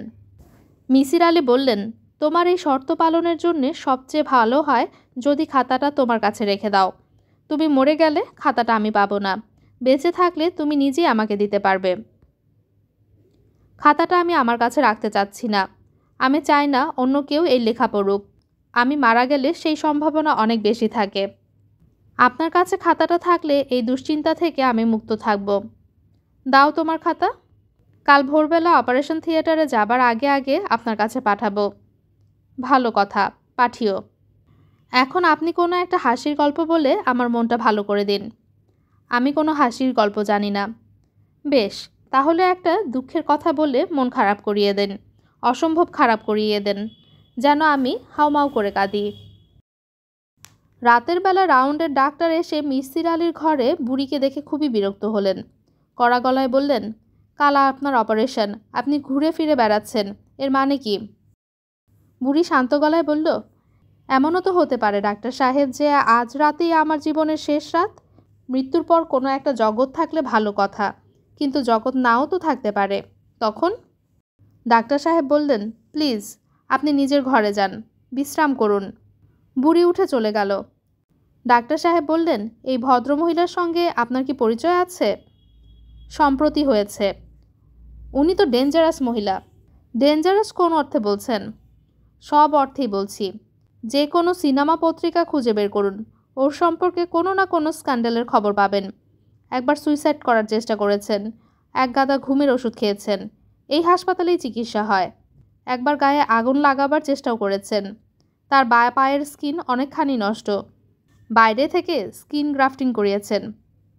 মনে হচ্ছে খুব ইন্টারেস্টিং চরিত্র। অনেকের কাছে ইন্টারেস্টিং মনে হতে পারে, আমার কাছে কখনো মনে হয় না। এই মহিলার লক্ষ লক্ষ টাকা, ইচ্ছা করলেই তিনি ইংল্যান্ড আমেরিকায় গিয়ে অপারেশনটা করাতে পারেন। দেশেও নামি দামি ক্লিনিক আছে, সেখানে যেতে পারেন। তা যাবেন না, এসে উঠবেন সরকারি হাসপাতালে। কেন বলুন তো? কেন? পাবলিসিটি, আর কিছু না। অপারেশন হয়ে যাবার পর পত্রিকায় খবর হবে, অমুক হাসপাতালে অপারেশন হয়েছে। স্রোতের মতো ভক্ত আসবে, হাসপাতালের অ্যাডমিনিস্ট্রেশন কলাপস হবে। আমাদের পুলিশে খবর দিতে হবে, পুলিশ লাঠি চার্জ করবে। আবারও খবরের কাগজের প্রথম পাতায় নিউজ হবে। হাসপাতাল থেকে রিলিজড হয়ে যাবার পর তিনি খবরের কাগজে ইন্টারভিউ দিবেন। সাংবাদিক জিজ্ঞেস করবে, আপনি বিদেশে চিকিৎসা না করিয়ে এখানে কেন করালেন? তিনি হাসি মুখে জবাব দেবেন, আমি দেশকে বড় ভালোবাসি। খবরের কাগজে তার হাসি মুখী ছবি ছাপা হবে। নিচে লেখা থাকবে, রূপা চৌধুরী দেশকে ভালোবাসেন। তার নাম রূপা চৌধুরী? কেন, আপনি জানতেন না? না, রূপা চৌধুরীর নাম জানেন না শুনলে লোকে হাসবে। ওর কথা বাদ দিন, আপনি কেমন আছে বলুন? মাথা ধরা শুরু হয়েছে? এখনও হয়নি, তবে হবে হবে করছে। আগামী বুধবার আপনার ব্রেনের একটা ক্যাট স্ক্যান করা হবে। টিউমার সন্দেহ করছেন? হ্যাঁ। সর্বনাশ। আগে ধরা পড়ুক, তারপর বলবেন সর্বনাশ। তবে সর্বনাশ বলার কিছু নেই। মস্তিষ্কের টিউমার প্রায় কখনোই ম্যালিগ্রেন্ট হয় না। তাছাড়া মস্তিষ্কের অপারেশন প্রায়ই হয়। অপারেশন তেমন জটিল নয়। নিউরোসার্জনরা আমার কথা শুনলে রেগে যাবেন, তবে কথা সত্য। ডাক্তার সাহেবের কথা সত্য। অপারেশন শেষ হবার পরপরই খবর ছড়িয়ে পড়ল রূপা চৌধুরী এই হাসপাতালে আছেন। হাজার হাজার লোক আসতে থাকলো। সে এক দর্শনীয় ব্যাপার। মিসির আলী খবর পেলেন অপারেশন ঠিকঠাক মতো হয়েছে, মেয়েটি ভালো আছে। এটিও আনন্দিত হবার মতো ব্যাপার। তার দিয়ে যাওয়া খাতাটা পড়া শুরু করা যায়। পড়তে ইচ্ছা করছে না। অসুস্থ অবস্থায় কোনো কিছুতেই মন বসে না। ক্যাট স্ক্যান করা হয়েছে, কিছু পাওয়া যায়নি। তার চেয়েও বড় কথা, লিভারের সমস্যা বলে যা ভাবা হয়েছিল দেখা যাচ্ছে সেখানে সমস্যা না। মেডিকেল কলেজের যে অধ্যাপক চিকিৎসা করেছিলেন তিনি গতকাল বলেছেন, আপনার শরীরে তো কোনো অসুখ পাচ্ছি না। অসুখটা আপনার মনে নয় তো? মিসির আলী হেসে ফেললেন। প্রফেসর সাহেব বললেন, হাসছেন কেন? আপনি মনোবিদ্যার একজন ওস্তাদ মানুষ তা জানি, কিন্তু মনোবিদ্যার ওস্তাদ মানুষদের মনের রোগ হবে না এমন তো কোনো কথা নেই। ক্যান্সার বিশেষজ্ঞ ডাক্তারদের ক্যান্সার হয়, হয় না? অবশ্যই হয়, তবে মনের রোগ এবং জীবাণু বা ভাইরাস গঠিত রোগকে এক লাইনে ফেলা ঠিক হবে না। আচ্ছা, ফেলছি না। আপনাকে আমার যা বলার তা বললাম। আপনার অসুস্থতার কোনো কারণ ধরা যাচ্ছে না। আপনি কি আমাকে হাসপাতাল ছেড়ে দিতে বলছেন? শুধু শুধু কেবিনের ভাড়া গোনার তো কোনো অর্থ দেখি না। অবশ্য একটা উপকার হচ্ছে, বিশ্রাম হচ্ছে। যে কোনো রোগের জন্যই বিশ্রাম একটা ভালো ওষুধ। সেই বিশ্রাম আপনি বাড়িতে গিয়েও করতে পারেন। তা পারি। আমি আপনাকে একটা পরামর্শ দিই মিসির আলি সাহেব। দিন। ময়মনসিংহের গ্রামে আমার একটা সুন্দর বাড়ি আছে, পৈতৃক বাড়ি, যা সারা বছর খালি পড়ে থাকে। আপনি আমার ওই বাড়িতে কিছুদিন থেকে আসুন না। আপনার পৈতৃক বাড়িতে? হ্যাঁ। এই বিশেষ ফেভার আপনি কেন করতে চাচ্ছেন? আমি আপনার একজন সাধারণ রোগী, এর বেশি কিছু না। আপনি নিশ্চয়ই আপনার সব রোগীদের হাওয়া বদলের জন্য আপনার পৈতৃক বাড়িতে পাঠান না? তা পাঠাই না। আমাকে পাঠাতে চাচ্ছেন কেন? আমি যদি বলি মানুষ হিসেবে আপনাকে আমার পছন্দ হয়েছে, তাহলে কি আপনার বিশ্বাস হবে? বিশ্বাস হবে না। যেসব গুণাবলী একজন মানুষকে সবার কাছে প্রিয় করে তার কিছুই আমার নেই। আমি শুকনো ধরনের মানুষ, গল্প করতে পারি না, গল্প শুনতেও ভালো লাগে না। ডাক্তার সাহেব উঠে দাঁড়াতে দাঁড়াতে বললেন, আমার বড় মেয়েটি আপনার ছাত্রী। তার ধারণা আপনি অসাধারণ একজন মানুষ। সে চাচ্ছে যেন আপনার জন্য বিশেষ কিছু করা হয়। মিসির আলি হেসে ফেললেন। তার ছাত্রছাত্রীরা তাকে সম্পূর্ণ অন্য চোখে দেখে, এটা তিনি লক্ষ্য করেছেন। যদিও তার কোনো কারণ তিনি বের করতে পারেননি। অন্য 10 জন শিক্ষক যেভাবে ক্লাস নেন তিনিও সেভাবেই নেন। এর বেশি কিছু তো তিনি করেন না। তারপরেও তার ছাত্রছাত্রীরা এরকম ভাবে কেন? রহস্যটা কী? মিসির আলি সাহেব? জি। আমার বড় মেয়ের স্বামী ধনবান ব্যক্তি। আমার বড় মেয়ে চাচ্ছে তার খরচে আপনাকে বাইরে পাঠাতে, যাতে সর্বাধুনিক চিকিৎসার সুযোগ গ্রহণ করতে পারেন। আপনি রেগে যাবেন কি না এই ভেবেই এই প্রস্তাব এতক্ষণ দিইনি। আপনার বড় মেয়ের নাম কি? আমার মেয়ে বলেছে আপনি তার নাম জানতে চাইলে নাম যেন না বলি। সে তার নাম জানাতে চাচ্ছে না। আপনি কি আমার মেয়ের প্রস্তাবটি গ্রহণ করবেন? না, তবে আপনার প্রস্তাবটি গ্রহণ করব। আপনার পৈতৃক বাড়িতে কিছুদিন থাকব। বাড়িটি নিশ্চয়ই খুব সুন্দর। হ্যাঁ, খুবই সুন্দর। সামনে নদী আছে। আপনার জন্য নৌকার ব্যবস্থা থাকবে। ইচ্ছা করলে নৌকায় রাত্রি যাপন করতে পারবেন। পাকা বাড়ি, দোতলায় বারান্দা বেশ বড়। বারান্দায় এসে দাঁড়ালে ঘরে যেতে ইচ্ছা করে না, এমন। মিসির আলি ক্লান্ত গলায় বললেন, প্রাকৃতিক দৃশ্য আমাকে তেমন আকর্ষণ করে না। গিয়ে দেখুন, হয়তো এখন করবে। অসুস্থ মানুষকে প্রকৃতি খুবই প্রভাবিত করে। পরিবেশেরও রোগ নিরাময়ের ক্ষমতা আছে। আমি কি ব্যবস্থা করব? করুন। দিন 5 সময় লাগবে। আমি একজন ডাক্তারেরও ব্যবস্থা করব। আমার ছাত্র গৌরীপুর শহরে প্র্যাকটিস করে। তাকে চিঠি লিখে দেব, যাতে 3-4 দিন পর পর সে আপনাকে দেখে আসে। খাওয়া দাওয়া নিয়ে চিন্তা করবেন না, বজলু আছে। সে হচ্ছে 1-এর ভেতরে 3, কেয়ারটেকার, কুক এবং দারোয়ান। এই 3 কাজেই সে দক্ষ। বিশেষ করে রান্না সে খুব ভালো করে। মাঝে মাঝে তার রান্নার প্রশংসা করবেন, দেখবেন সে কত খুশি হয়। ডাক্তার সাহেবের পৈতৃক বাড়ি 12 কাদায়। ময়মনসিংহ মোহনগঞ্জ লাইনের অথিতপুর স্টেশনে নেমে 6 মাইল যেতে হয় রিকশায়, 2 মাইল হেঁটে এবং বাকি 3 মাইল নৌকায়। মিসির আলির খুবই কষ্ট হলো। অথিতপুর থেকে রওনা হয়ে বেশ কয়েকবার মনে হলো না গেলে কেমন হয়। শেষ পর্যন্ত পৌঁছালেন একটা মাত্র কারণে।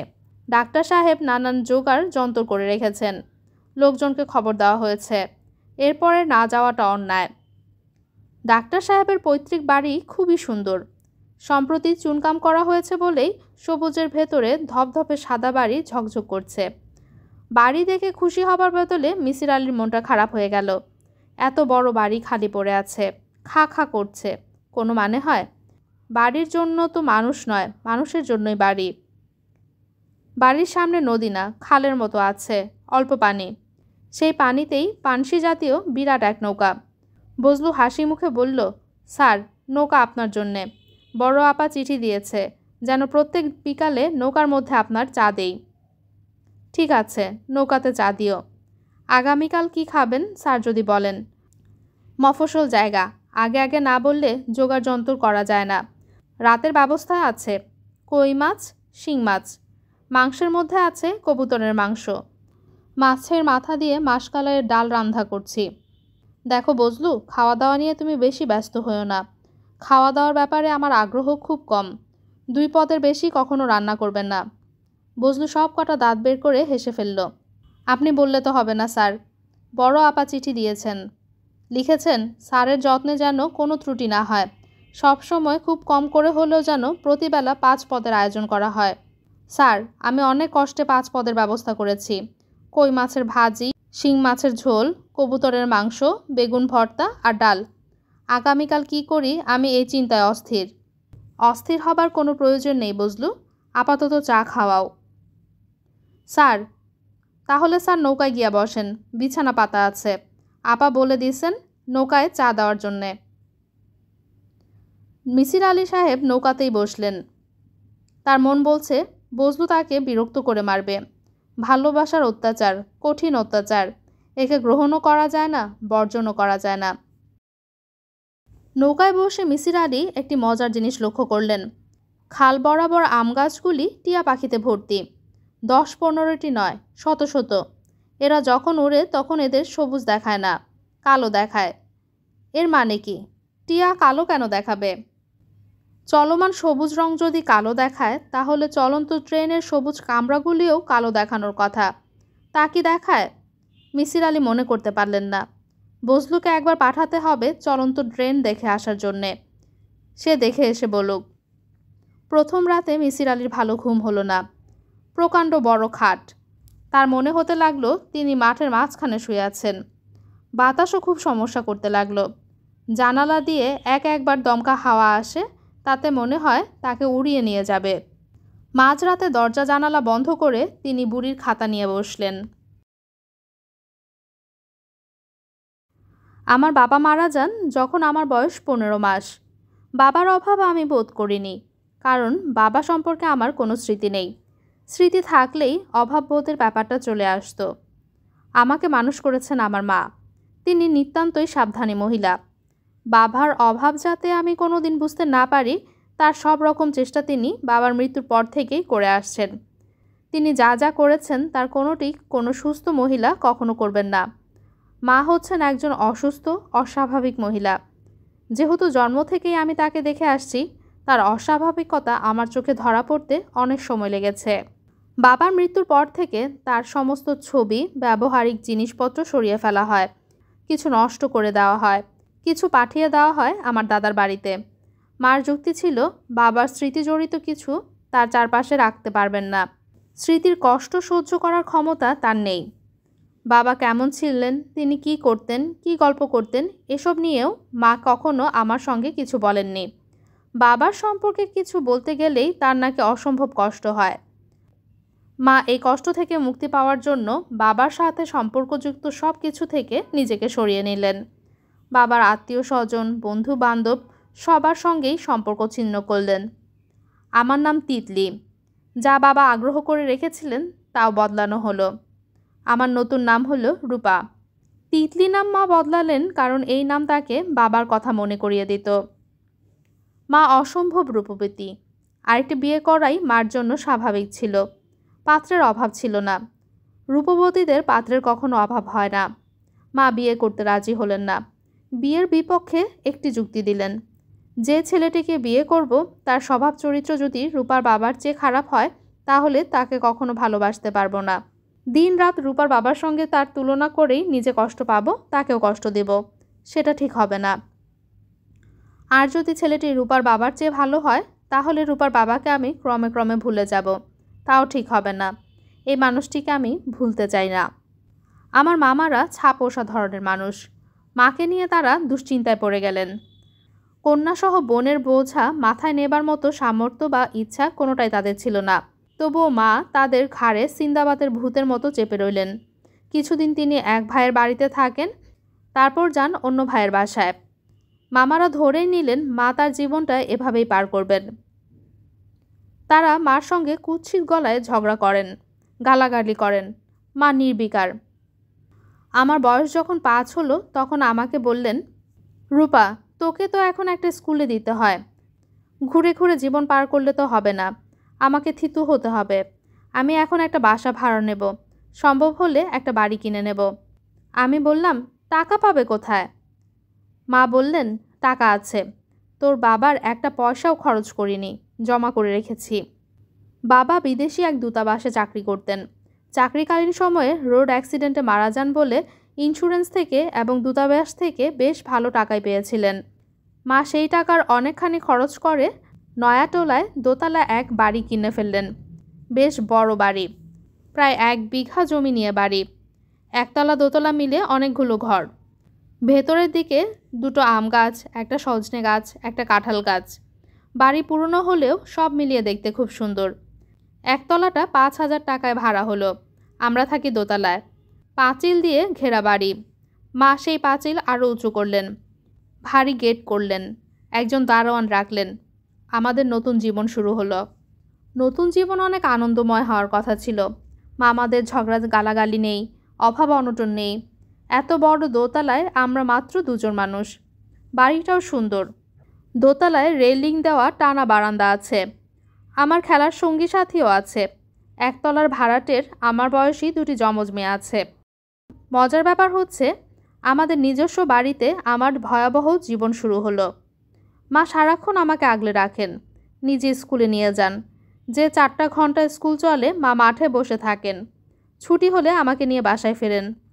দুপুরে খাবার পরেই আমাকে আমার ঘরে আটকে দেন, ঘুমোতে হবে। বিকেলে যদি বলি মা নিচে খেলতে যাই, তিনি গম্ভীর মুখে বলেন, না, দোতলার বারান্দায় বসে খেলো। খেলার জন্য নিচে যেতে হবে কেন? নিচে গেলে কি হবে মা?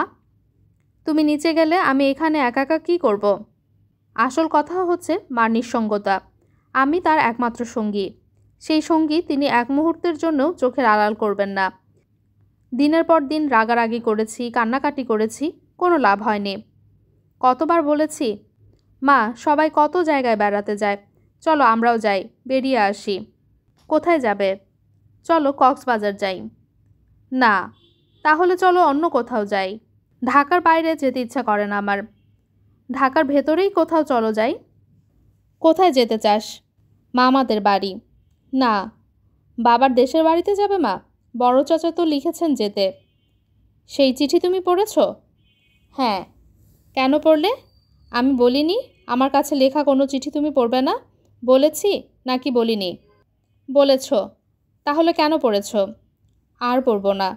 এইভাবে বললে হবে না।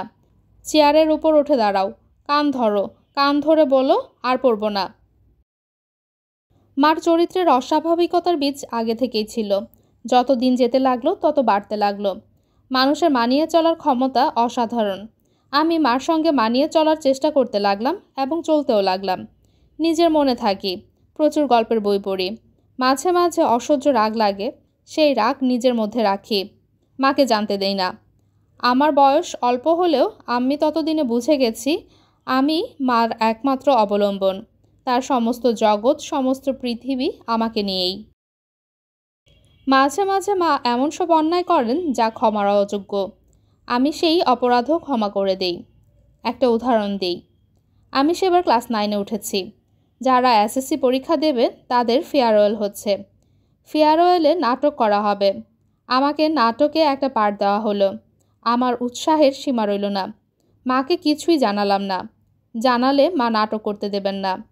মা জেনে গেলেন, গম্ভীর হয়ে রইলেন, কিছু বললেন না। আমি মাকে সহজ করার জন্য অনেক চেষ্টা করলাম। মা সহজ হলেন না। যেদিন নাটক হবে তার আগের রাতে খাবার টেবিলে মা প্রথমবারের মতো বললেন, তোমাদের নাটকের নাম কি? আমি উৎসাহের সঙ্গে বললাম, হাসির নাটক মা। নাম হচ্ছে 2 দুগুণে 15, দম ফাটানো হাসির নাটক। তোমার চরিত্র কি? আমি হচ্ছি বড় বোন, পাগলাটে ধরনের মেয়ে। তাকে যে কাজটি করতে বলা হয় সে সবসময় তার উল্টো কাজটি করে। তারপর খুব অবাক হয়ে বললে, ও মাই গড, এটা কি করলাম? আমার অভিনয় খুব ভালো হচ্ছে মা। আমাদের বড় আপা গতকালই আমাকে ডেকে নিয়ে বলেছেন, তোমার ভেতর অভিনয়ের জন্মগত প্রতিভা আছে, চর্চা করলে আমি খুব নাম করব। মা, তুমি কি নাটকটা দেখবে? না। দেখতে চাইলে দেখতে পারবে। এই অনুষ্ঠানে গার্জিয়ানরা আসতে পারবেন না। তবে বড় আপা বলেছে যারা অভিনয় করছে তাদের মারা ইচ্ছা করলেই আসতে পারবেন। তুমি যাবে মা? চলো না প্লিজ। মা শুকনো গলায় বললেন, দেখি। তুমি গেলে আমি অসম্ভব খুশি হব মা। অসম্ভব অসম্ভব অসম্ভব খুশি হব। এত খুশি হব যে চিৎকার করে কাঁদব। মা কিছু বললেন না। আমার মনে ক্ষীণ আশা হলো যে মা হয়তো যাবেন। আনন্দে সারা রাত আমি ঘুমোতে পারলাম না। তন্দ্রার মতো আসে, আবার তন্দ্রা ভেঙে যায়। কি যে আনন্দ! ভোরবেলায় দরজা খুলে বেরোতে গিয়ে দেখি দরজা বাইরে থেকে তালাবদ্ধ। আমি চেঁচিয়ে ডাকলাম, মা! মা এলেন। আমি চেঁচিয়ে বললাম, তালাবদ্ধ করে রেখেছো কেন মা? মা শীতল গলায় বললেন, আমি অনেক চিন্তা করে দেখলাম তোমার অভিনয় করা ঠিক হবে না। কি বলছো তুমি মা? যা বলছি সত্যি বলছি। স্কুলের আপারা কি মনে করবে মা? আমি না গেলে নাটক তো হবে না। না হলে না হবে, নাটক এমন কিছু বড় জিনিস না। পরে যখন স্কুলে যাব ওদের আমি কি বলবো? বলবি অসুখ হয়েছিল। মানুষের অসুখ হয় না? আমি কাঁদতে কাঁদতে বললাম, ঠিক আছে মা, আমি স্কুলে যাব না, তুমি তালা খুলে দাও। তালা সন্ধ্যের সময় খুলব। আমি যাচ্ছি না দেখে স্কুলের এক আপা আমাকে নিতে এলেন। মা তাকে বললেন, মেয়েটা অসুস্থ, খুবই অসুস্থ, সে মামার বাড়ি আছে। একবার ভাবলাম চিৎকার করে বলি, আপা আমি বাড়িতেই আছি, মা আমাকে তালাবদ্ধ করে রেখেছে। পর মুহূর্তেই মনে হলো থাক। মা তালা খুললেন সন্ধেবেলায়। তাকে কিছুমাত্র লজ্জিত বা দুঃখিত মনে হলো না। শুধু রাতে আমার সঙ্গে ঘুমোতে এসে আমাকে জড়িয়ে ধরে ব্যাকুল হয়ে কাঁদতে লাগলেন। কান্না দেখে আমি মার অপরাধ ক্ষমা করে দিলাম। আমি যখন ক্লাস 10-এ উঠলাম তখন মা আরও একটি বড় ধরনের অপরাধ করলেন। আমাদের একতলায় তখন নতুন ভাড়াটে। তাদের বড় ছেলের নাম আবির। ঢাকা ইউনিভার্সিটিতে ইংরেজিতে অনার্স পড়েন। লাজুক স্বভাবের ছেলে। কখনো আমার দিকে চোখ তুলে তাকান না। যতবার আমার সঙ্গে দেখা হয় তিনি লজ্জায় লাল হয়ে যান। আমি ভেবে পাই না আমাকে দেখে তিনি এত লজ্জা পান কেন। আমি কি করেছি? আমি তো তার সঙ্গে কথাও বলি না, তার দিকে তাকায়ও না। একদিন সন্ধ্যাবেলায় চায়ের কাপ হাতে নিয়ে ছাদে গিয়েছি। দেখি উনি ছাদে হাঁটাহাঁটি করছেন। আমাকে দেখে চমকে উঠে বললেন, আমার বাবা আমাকে আপনাদের এই ছাদটা দেখতে পাঠিয়েছেন, এই জন্য ছাদে এসেছি, অন্য কিছু না। আমি বললাম, ছাদ দেখতে পাঠিয়েছেন কেন? আমার বড় বোনের মেয়ে হয়েছে, এই বাসায় ওর আকিকা হবে। বাবা বললেন ছাদে প্যান্ডেল করে লোক খাওয়াবেন যদি ছাদটা বড় হয়। ছাদটা কি বড়? বড় না, তবে খুব সুন্দর। আমি যদি কিছুক্ষণ ছাদে থাকি আপনার মা কি রাগ করবেন? না, রাগ করবেন কেন? ওকে দেখেই মনে হয় আমার উপর উনি খুব রাগ করে আছেন। আমার কেন জানি মনে হয় উনি আমাকে সহ্য করতে পারেন না। আমি হাসতে হাসতে বললাম, আপনি শুধু শুধু ভয় পাচ্ছেন। মা শুধু আমার উপর রাগ করেন, আর কারোর উপর রাগ করেন না। তিনি বললেন, আপনি যে এতক্ষণ ছাদে আছেন, আমার সাথে কথা বলছেন, এটা জানতে পারলে আপনার মা খুব রাগ করবেন। রাগ করবেন কেন? আর আপনি আমাকে আপনি আপনি করছেন কেন? শুনতে বিশ্রী লাগছে। আমি আপনার ছোট বোন মীরার চেয়েও বয়সে ছোট, আমাকে তুমি করে বলবেন। মনে হলো আমার কথা শুনে তিনি খুব ঘাবড়ে গেলেন। আমার দারুণ মজা লাগলো। উনি অনেকক্ষণ চুপচাপ থেকে বললেন, আপনি কি, মানে তুমি কি রোজ ছাদে এসে চা খাও? হ্যাঁ, হেঁটে হেঁটে চা খেতে আমার খুব ভালো লাগে। হেঁটে হেঁটে চা খাই আর নিজের সঙ্গে গল্প করি। নিজের সঙ্গে গল্প করা মানে? আমার তো গল্প করার কেউ নেই, এই জন্য নিজের সঙ্গে গল্প করি। আমি একটা প্রশ্ন করি, আবার আমিই উত্তর দিই। আচ্ছা, আপনি চা খাবেন? আপনার জন্য চা নিয়ে আসবো? না। এরকম চমকে উঠে না না করছেন কেন? আপনার জন্য আলাদা করে চা বানাতে হবে না। মা একটা বড় টিপটে চা বানিয়ে রেখে দেন। একটু পরপর চা খান। আমি সেখান থেকে ঢেলে 1 কাপ নিয়ে আসব। আপনি আমার মতো হাঁটতে হাঁটতে চা খেয়ে দেখুন, আপনার ভালো লাগবে। ইয়ে, তাহলে 2 কাপ চা আনো, দুজনে মিলে খাই। তোমার মা জানতে পারলে আবার রাগ করবেন না তো? না, রাগ করবেন না। আমি ট্রেতে করে 2 কাপ চা নিয়ে ছাদের সিঁড়ির দিকে যাচ্ছি। মা ডাকলেন, বুড়ি এদিকে আয়। কী ব্যাপার? চা কার জন্য নিয়ে যাচ্ছিস? আমি মার কথা বলার ভঙ্গিতে ভয়ানক চমকে উঠলাম। কি ভয়ঙ্কর লাগছে মাকে। হিংস্র কোনো পশুর মতো দেখাচ্ছে। তার মুখে ফেনা জমে গেছে, চোখ টকটকে লাল। তুই কি আবির ছেলেটির জন্য চা নিয়ে যাচ্ছিস? হ্যাঁ। এতক্ষণ কি ছাদে তার সাথে কথা বলছিলি? ও কি তোর হাত ধরেছে? আমি হতভম্ব হয়ে বললাম, এসব কি বলছো মা? হ্যাঁ কি না? মা, আমি শুধু 2-1টা কথা।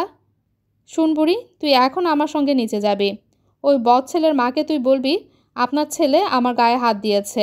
আমি ওই বদ ছেলেকে শিক্ষা দেব, তারপর বাড়ি থেকে তাড়াবো। কাল দিনের মধ্যে এই বদ পরিবারটাকে বাড়ির বাইরে বের করে দিতে হবে। আমি কাঁদতে কাঁদতে বললাম, এসব তুমি কি বলছো মা? মা হিস হিস করে বললেন, আমি যা বললাম তা যদি না করিস আমি তোকে খুন করব। আল্লাহর কসম, আমি তোকে খুন করব। আয় আমার সঙ্গে, আয় বললাম, আয়। আমি কাঁদতে কাঁদতে মার সঙ্গে নিচে গেলাম। মা আবিরের মাকে কঠিন গলায় বললেন, আপনার ছেলে আমার মেয়ের গায়ে হাত দিয়েছে। আপনার ছেলেকে ডেকে আনুন, এর বিচার করুন। ছেলের মা হতভম্ব হয়ে বললেন, আপা, আপনি এসব কি বলছেন? আমার ছেলে এরকম নয়, আপনি ভুল সন্দেহ করছেন। আবির এরকম নোংরা কাজ কখনো করবে না। আপনি আপনার ছেলেকে ডেকে আনুন, আমি তার সামনেই কথা বলবো। উনি এসে দাঁড়ালেন। লজ্জায় ভয়ে চেহারা এতটুকু হয়ে গেছে। অবাক হয়ে তাকিয়ে আছে আমার দিকে। মা আমাকে বললেন, বুড়ি, তুই বল, এই বদ ছেলে কি তোর গায়ে হাত দিয়েছে? সত্য কথা বল। সত্য কথা না বললে তোকে খুন করে ফেলব। বল, এই ছেলে কি তোর গায়ে হাত দিয়েছে? আমি কাঁদতে কাঁদতে বললাম, হ্যাঁ দিয়েছে। বুকে হাত দিয়েছে কি না বল। দিয়েছে বুকে হাত? হ্যাঁ। মা কঠিন গলায় বললেন, আপনি নিজের কানে শুনলেন আমার মেয়ে কি বলল? এখন ছেলেকে শাস্তি দিবেন বা না দিবেন সেটা আপনাদের ব্যাপার। আমার কথা হলো, আগামীকাল দুপুরের আগে আপনারা এই বাড়ি ছেড়ে চলে যাবেন। আমি এক পলকের জন্য তাকালাম আবির ভাইয়ের দিকে। তিনি পলকহীন চোখে আমার দিকেই তাকিয়ে আছেন। সেই চোখে রাগ, ঘৃণা বা দুঃখ নেই, শুধুই বিস্ময়। তারা পরদিন দুপুরে সত্যি সত্যি বাড়ি ছেড়ে চলে গেলেন। রাতে মা আমার সঙ্গে ঘুমোতে এসে আমাকে জড়িয়ে ধরে খুব কাঁদতে লাগলেন। আমি মনে মনে বললাম, মা, আমি তোমাকে ক্ষমা করতে চেষ্টা করছি, পারছি না। তুমি এমন করে কেঁদো না মা, আমার কষ্ট হচ্ছে। এমনিতেই অনেক কষ্ট পেয়েছি, আর কষ্ট দিও না। প্রথম পর্যায়ের লেখা এ পর্যন্তই। তারিখ দেওয়া আছে, সময় লেখা রাত 2:15। সময়ের নিচে লেখা একটানা অনেকক্ষণ লিখলাম, ঘুম পাচ্ছে, এখন ঘুমাতে যাব। মা আমার বিছানায় এসে শুয়েছেন। আজ সারাদিন হাঁপানিতে কষ্ট পেয়েছেন। এখন সম্ভবত হাঁপানিটা কমেছে, আরাম করে ঘুমোচ্ছেন। আজ সারাদিন মার নামাজ কাজা হয়েছে, ঘুম ভাঙলে কাজা নামাজ শুরু করবেন, রাত পার করে দিবেন নামাজে। কাজেই মার ঘুম না ভাঙিয়ে খুব সাবধানে বিছানায় যেতে হবে। মিসির আলী তার নোট বই বের করে পয়েন্ট নোট করতে বসলেন। পয়েন্ট একটাই, মেয়েটির মার চরিত্রে যে অস্বাভাবিকতা আছে তা মেয়ের মধ্যেও চলে এসেছে। মেয়েটি নিজে তা জানে না। সে নিজেকে যতটা স্বাভাবিক ভাবছে ততটা স্বাভাবিক সে নয়। একটা স্বাভাবিক মেয়ে তার মৃত বাবার জন্যে অনেক বেশি ব্যস্ততা দেখাতো। এত বড় একটা লেখার কোথাও সে তার বাবার নাম উল্লেখ করেনি। এমন না যে বাবার নাম তার অজানা। মার সম্পর্কে রূপবতী শব্দটি সে ব্যবহার করেছে, বাবার সম্পর্কে কিছুই বলেনি। তার মা এত বড় একটা কাণ্ড করার পরেও মার কষ্টটাই তার কাছে প্রধান হয়ে দাঁড়িয়েছে। নিজেকে সে মার কাছ থেকে আলাদা করতে পারছে না। এর ফলাফল সাধারণত শুভ হয় না। এত বড় ঘটনার পরেও যে মার কাছ থেকে নিজেকে আলাদা করতে পারছে না, সে আর কোনোদিনও পারবে না। মিসির আলী রূপার খাতার পাতা উল্টালেন। এসএসসিতে আমার এত ভালো রেজাল্ট হবে আমি কল্পনাও করিনি। আমাদের ক্লাসের অন্য সব মেয়েদের প্রাইভেট টিউটর ছিল, আমার ছিল না। মার পছন্দ নয়। মার ধারণা, অল্প বয়স্ক প্রাইভেট মাস্টাররা ছাত্রীদের সাথে প্রেম করার চেষ্টা করে, বয়স্করা নানা কৌশলে গায়ে হাত দেওয়ার চেষ্টা করে। কাজেই যা পড়লাম নিজে নিজে পড়লাম। রেজাল্ট হবার পর বিস্ময়ে হক চকিয়ে গেলাম। কি আশ্চর্য কাণ্ড! ছেলে মেয়ে সবার মধ্যে 5টা বিষয়ে লেটার। আমি বললাম, তুমি কি খুশি হয়েছ মা? মা যন্ত্রের মতো বললেন, খুব খুশি না অল্প খুশি? খুব খুশি। আমাদের সঙ্গে যে মেয়েটা 4th হয়েছে সে শান্তিনিকেতনে পড়তে যাচ্ছে। তুমি কি আমাকে শান্তিনিকেতনে পড়তে দেবে? মা আমাকে বিস্মিত করে দিয়ে বললেন, হ্যাঁ দেব। সত্যি? হ্যাঁ সত্যি। কিভাবে যেতে হয়, টাকা পয়সা কত লাগে, খোঁজ খবর আন। তুমি সত্যি সত্যি বলছো তো মা? বললাম তো হ্যাঁ। আমার এখনও বিশ্বাস হচ্ছে না। বিশ্বাস না হবার কি আছে? এই দেশে কি আর পড়াশোনা আছে? টাকা থাকলে তোকে বিলেতে রেখে পড়াতাম। আমার আনন্দের সীমা রইল না। ছোটাছুটি করে কাগজপত্র জোগাড় করলাম। অনেক যন্ত্রণা, সরকারি অনুমতি লাগে। আরও কি কি সব যন্ত্রণা। সব করলেন রুমার বাবা।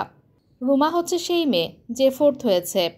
রুমার বাবা সংস্কৃতি মন্ত্রণালয়ের অ্যাডিশনাল সেক্রেটারি। তিনি যে শুধু ব্যবস্থা করে দিলেন তাই না, আমাদের দুজনের জন্য 2টি স্কলারশিপেরও ব্যবস্থা করে দিলাম।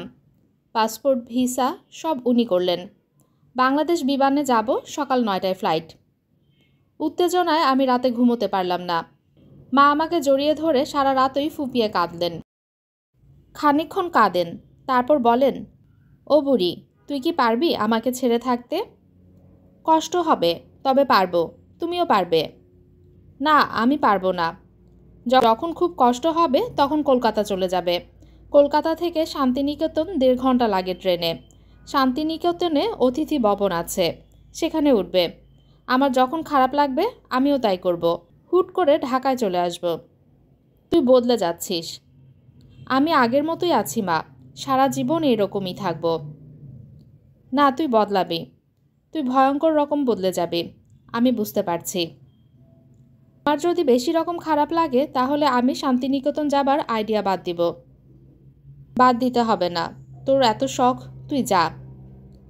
মা শোনো, যাবার পর যদি দেখি খুব খারাপ লাগছে তাহলে চলে আসব। খুব ভোরে আমার ঘুম ভাঙল। দেখি মা বিছানায় নেই। দরজা খুলতে গিয়ে দেখি বাইরে থেকে তালাবদ্ধ। আমি আগের বারের মতো হইচই চেঁচামেচি করলাম না, কাঁদলাম না, চুপ করে রইলাম। তালা বদ্ধ রইলাম সন্ধ্যা পর্যন্ত। সন্ধ্যাবেলা মা নিচু গলায় বললেন, ভাত খেতে আয় বুড়ি, ভাত দিয়েছি। আমি শান্ত মুখে ভাত খেতে বসলাম। এমন ভাব করলাম যেন কিছু হয়নি। মা বললেন, ডালটা কি টক হয়ে গেছে? সকালে রান্না করেছিলাম, দুপুরে জাল দিতে ভুলে গেছি। আমি বললাম, টক হয়নি, ডাল খেতে ভালো হয়েছে মা। ভাত খাবার পর কি চা খাবি? চা বানাবো? বানাও। আমি চা খেলাম, খবরের কাগজ পড়লাম, ছাদে হাঁটতে গেলাম। মা যখন এশার নামাজ পড়তে জায়নামাজে দাঁড়ালেন তখন আমি অসীম সাহসী এক কাণ্ড করে বসলাম। বাড়ি থেকে পালালাম। রাত 9টায় উপস্থিত হলাম এশার বাসায়। এশা আমার বান্ধবী। এশার বাবা মা খুবই অবাক হলেন। তারা তক্ষুনি আমাকে পৌঁছে দিয়ে আসতে চান। অনেক কষ্টে তাদের আটকালাম। এক রাত তার বাসায় থাকলাম। ভোরবেলা চলে গেলাম রুবিনাদের বাড়ি। রুবিনাকে বললাম, আমি 2 দিন তোদের বাড়িতে থাকব, তোর কি অসুবিধা হবে? আমি বাড়ি থেকে পালিয়ে এসেছি। রুবিনা চোখ কপালে তুলে ফেলল। আমি বললাম, তুই তোর বাবা মাকে কিছু একটা বল, যাতে তারা সন্দেহ না করেন যে আমি বাড়ি থেকে পালিয়ে এসেছি। রুবিনাদের বাড়িতে 2 দিনের জায়গায় আমি 4 দিন কাটিয়ে দিয়ে 5ম দিনের দিন মার কাছে ফিরে যাওয়া স্থির করলাম। বাড়ি পৌঁছালাম সন্ধ্যায়। মা আমাকে দেখলেন, কিছুই বললেন না। এরকমভাবে তাকালেন যেন কোথাও বেড়াতে গিয়েছিলাম, ফিরে এসেছি। আমি চাপা গলায় বললাম, কেমন আছো মা? মা বললেন, ভালো। তুমি মনে হয় আমার উপর ভয়ঙ্কর রাগ করেছ। কি শাস্তি দিতে চাও? দাও। আমি ভয়ঙ্কর অন্যায় করেছি, শাস্তি আমার প্রাপ্য। মা কিছু বললেন না, রান্নাঘরে ঢুকে গেলেন। আমি লক্ষ্য করলাম বসার ঘরে অল্প বয়সী একটি ছেলে বসে আছে। কঠিন ধরনের চেহারা, রোগা গলাটা হাঁসের মতো অনেকখানি লম্বা, মাথার চুল তেলে জবজব করছে। সে খবরের কাগজ পড়ছিল। আমাকে এক নজর দেখে আবার খবরের কাগজ পড়তে লাগলো। আমি মাকে গিয়ে বললাম, বসার ঘরে বসে আছে লোকটা কে? ওর নাম জয়নাল, আমাদের দূরসম্পর্কের আত্মীয়। ইঞ্জিনিয়ারিং পড়ে, ফাইনাল ইয়ারে, এবছর পাশ করে বেরোবে। এখানে কি জন্যে? তুই চলে যাবার পর আমি খবর দিয়ে আনিয়েছি। একা থাকতাম, ভয় ভয় লাগতো। আই এম সরি মা, এরকম ভুল আর করব না। আমি চলে এসেছি, তুমি ওকে চলে যেতে বলো। তুই আমার ঘরে আয় বুড়ি, তোর সঙ্গে আমার জরুরি কথা আছে। আমি মার ঘরে গেলাম। মা দরজা বন্ধ করে দিলেন। মার দিকে তাকিয়ে আমি চমকে উঠলাম। এতক্ষণ লক্ষ্যই করিনি এই 5 দিনে মার চেহারা স্বাস্থ্য সম্পূর্ণ ভেঙে গেছে। তাকে দেখে মনে হচ্ছে একটা জীবন্ত কঙ্কাল। মা বললেন, তুই চলে যাবার পর থেকে আমি পানি ছাড়া আর কিছু খাইনি। এটা কি তোর বিশ্বাস হয়? আমি কাপা গলায় বললাম, হয়। মা বললেন, দোকান থেকে ইঁদুর মারার বিষ এনে আমি গ্লাসের গুলি রেখেছি তোর সামনে খাবো বলে। আমি যে তোর সামনে বিষ খেতে পারি এটা কি তোর বিশ্বাস হয়? আমি কাঁদতে কাঁদতে বললাম, হয়। মা বললেন, এক শর্তে আমি বিষ খাবো না। আমি যে ছেলেটিকে বসিয়ে রেখেছি তুই তাকে বিয়ে করবি, এবং আজ রাতেই করবি। আমি কাজী ডাকিয়ে আনবো। আমি বললাম, এসব তুমি কি বলছো মা? এই ছেলে খুব গরিব ঘরের ছেলে, ভালো ব্রিলিয়ান্ট ছেলে। আমি তাকে ইন্টারমিডিয়েট থেকে পড়ার খরচ দিয়ে যাচ্ছি, তোর জন্যই করছিলাম। এই ছেলে বিয়ের পরও এ বাড়িতে থাকবে, আমাদের দুজনের দেখাশোনা করবে। আমার মুখে কথা আটকে গেল, মাথা ঘুরছে, কি বলবো কিছুই বুঝতে পারছি না। মা বললেন, টেবিলের দিকে তাকিয়ে দেখ, গ্লাসে বিষ ঘোলা আছে। এখন মন ঠিক কর, তারপর আমাকে বল। সেই রাতেই আমার বিয়ে হলো। নয়াটোলার কাজী সাহেব বিয়ে পড়িয়ে দিয়ে গেলেন। দেন মোহরানা 1,01,000 টাকা। বিয়ে উপলক্ষে দামি একটা বেনারসি পরলাম, মা আগে কিনে রেখেছিলেন। বাসর হলো মার শোবার ঘরে। আমার স্বামী বাসর রাতে প্রথম যে কথাটি আমাকে বললেন তা হচ্ছে, গত 5 দিন তুমি কার কার বাড়িতে ছিলে আমাকে বলো, আমি খোঁজ নেব। আমি কঠিন গলায় বললাম, কি খোঁজ নেবেন? আমার স্বামী বললেন, গরিব হয়ে জন্মেছি বলে আজ আমার এই অবস্থা। বড়লোকের নষ্ট মেয়ে বিয়ে করতে হলো। নষ্ট আমি যা করেছো করেছো, আর না। আমি মানুষটা ছোটোখাটো, কিন্তু ধানি মরিচ। ধানি মরিচ চেনো তো? সাইজে ছোট, ঝাল বেশি। আমার ধারণা শরীর থেকেও ভালোবাসার জন্ম হতে পারে। আমি আমার স্বামীকে ভালোবাসলাম। আমার ধারণা এই ভালোবাসার উৎস শরীর। মানুষের মন যেমন বিচিত্র, তার শরীরও তেমনি। আমি এবং আমার মা, আমরা দুজনেই ছিলাম নিঃসঙ্গ। তৃতীয় ব্যক্তি এসে আমাদের এই নিঃসঙ্গতা দূর করল। বাড়ির একতলাটা মা আমাদের দুজনকে ছেড়ে দিলেন। মার সঙ্গে থেকেও তার কাছ থেকে আলাদা থাকার স্বাদ খানিকটা হলেও পাওয়া গেল। আমরা একসঙ্গে খাবার খেতাম। তখন আমার স্বামী মজার মজার কথা বলে আমাদের খুব হাসাতেন। আমার মাকে তিনি বেশ পছন্দ করতেন। আমরা হয়তো খেতে বসলাম, তিনি আমার মার দিকে তাকিয়ে বললেন, আম্মা, আপনাকে এমন মনমরা লাগছে কেন? তাহলে শোনেন একটা মজার গল্প, মন ভালো করে দেবে। আমাদের দেশের বাড়িতে সফদরগঞ্জ বাজারে এক দর্জি থাকতো। একই দেশে 3টা হাতা দিয়ে একটা পাঞ্জাবি বানালো। গল্প এই পর্যন্ত শুনেই মা হাসতে হাসতে ভেঙে পড়লেন। মা হাসছেন, আমি হাসছি, আর উনি গম্ভীর মুখ করে বসে আছেন। কখন আমরা হাসি থামাবো সেই অপেক্ষা। ঘর জামাইদের নানা রকম ত্রুটি থাকে। তারা সারাক্ষণ শ্বশুরবাড়ির টাকা পয়সা সম্পর্কে খোঁজ খবর করে। তাদের চেষ্টাই থাকে কি করে সব কিছু দখল করে নেওয়া যায়। আমার স্বামী তা থেকে সম্পূর্ণ মুক্ত ছিলেন। তিনি কখনো এসব নিয়ে মাথা ঘামাননি। অত্যন্ত মেধাবী ছাত্র ছিলেন। রাত দিন পড়াশোনা নিয়ে থাকতেন। অবসর সময়টা মাকে গল্প শোনাতে পছন্দ করতেন। আমাকে গল্প শোনানোর ব্যাপারে তিনি তেমন আগ্রহ বোধ করতেন না। আমার শরীরটা তিনি যতটা পছন্দ করতেন, আমাকে ততটা করতেন না। বিয়ের 2 মাস যেতেই আমার ধারণা হলো সম্ভবত আমি কনসিভ করেছি। পুরোপুরি নিশ্চিত হতে পারছি না। একই সঙ্গে ভয় এবং আনন্দে আমি অভিভূত। এক রাতে স্বামীকে বললাম। তিনি সরু চোখে দীর্ঘ সময় আমার দিকে তাকিয়ে বললেন, পেটে বাচ্চা? আমি চুপ করে রইলাম। বয়স কত বাচ্চার? জানি না। আমি কি করে জানবো? ডাক্তারের কাছে নিয়ে চলো, ডাক্তার দেখে বলুক। ডাক্তারের কাছে নিতে হবে না। বাচ্চা কখন এসেছে সেটা তুমিই জানো। ওই যে 5 রাত ছিল অন্য জায়গায়, ঘটনা তখন ঘটে গেছে। কি বলছো তুমি? এরকম চমকে উঠবে না। চমকে ওঠার খেলা আমার সাথে খেলবে না। তোমার পেটে অন্য মানুষের সন্তান। আমি হতভম্ব। আমার স্বামী কুৎসিততম কথাটি বলে বাতি নিভিয়ে শুতে এলেন এবং অন্য সব রাতের মতোই শারীরিকভাবে আমাকে গ্রহণ করলেন। ঘৃণায় আমি পাথর হয়ে গেলাম। মানসিক আঘাতে আঘাতে আমি বিপর্যস্ত।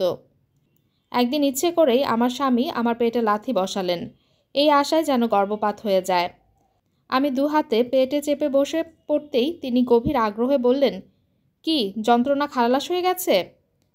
আমার স্বামী আমাকে বললেন, বাচ্চাটি তুমি নষ্ট করে ফেলো।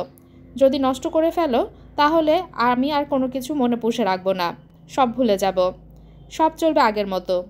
তুমি মেয়ে খারাপ না। আমি বললাম, বাচ্চা আমি নষ্ট করব না, এই বাচ্চা তোমার। চুপ থাক নষ্ট মেয়ে ছেলে, তুমি দয়া করে আমাকে বিশ্বাস করো। চুপ চুপ চুপ বললাম। 5 রাত বাইরে কাটিয়ে ঘরে ফিরেছ, রাতে কি হয়েছিল আমি জানি না? ঠিকই জানি। আমি খোঁজ নিয়েছি। তুমি কোনো খোঁজ নাওনি। চুপ, চুপ বললাম। আমি দিনরাত কাঁদি। আমার মাও দিনরাত কাঁদেন। এক পর্যায়ে আমাকে মা বলতে বাধ্য হলেন, বাচ্চাটি নষ্ট করে ফেলাই ভালো। বাচ্চাটা তুই নষ্ট করে ফেল, সংসারে শান্তি আসুক। আমি বললাম, আমার শান্তির দরকার নেই, অশান্তিই ভালো। রাতে আমি ঘুমোতে পারি না, দিনে খেতে পারি না। ভয়ঙ্কর অবস্থা।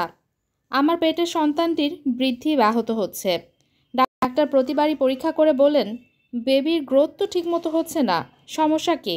আরও ভালো মতো খাওয়া দাওয়া করবেন, প্রচুর বিশ্রাম নেবেন, দৈনিক 2 গ্লাস করে দুধ খাবেন। আন্ডারওয়েট বেবি হলে খুব সমস্যা। এ দেশে বেশিরভাগ শিশু মৃত্যু হয় আন্ডারওয়েটের জন্য। যখন 6 মাস তখন ভয়াবহ বিপর্যয় ঘটল। আমার স্বামী এক সকালে চায়ের টেবিলে শান্তমুখে ঘোষণা করলেন, আমি আজ এই বাড়ি ছেড়ে চলে যাচ্ছি। আপনারা আমার কথা শোনেননি, সন্তানটাকে নষ্ট করতে রাজি হননি, কাজেই আমি বিদায়। তবে আরেকটা কথা, যদি সন্তানটা মৃত হয়, মৃতই হবার কথা, তাহলে আমি আবার ফিরে আসব। অতীতে যা ঘটেছে তা মনে রাখব না। রূপা মেয়ে খারাপ না। ঘটনাচক্রে তার পেটে অন্য পুরুষের সন্তান এসে গেছে। আমি সেই অপরাধ ক্ষমা করে দিয়েছি। সন্তান মৃত হলে সব চলবে আগের মতো। আমার মা কঠিন গলায় বললেন, সন্তান মৃত হওয়ার কথা তুমি বললে কেন?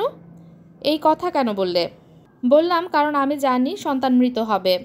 আমি আমি তুমি কি?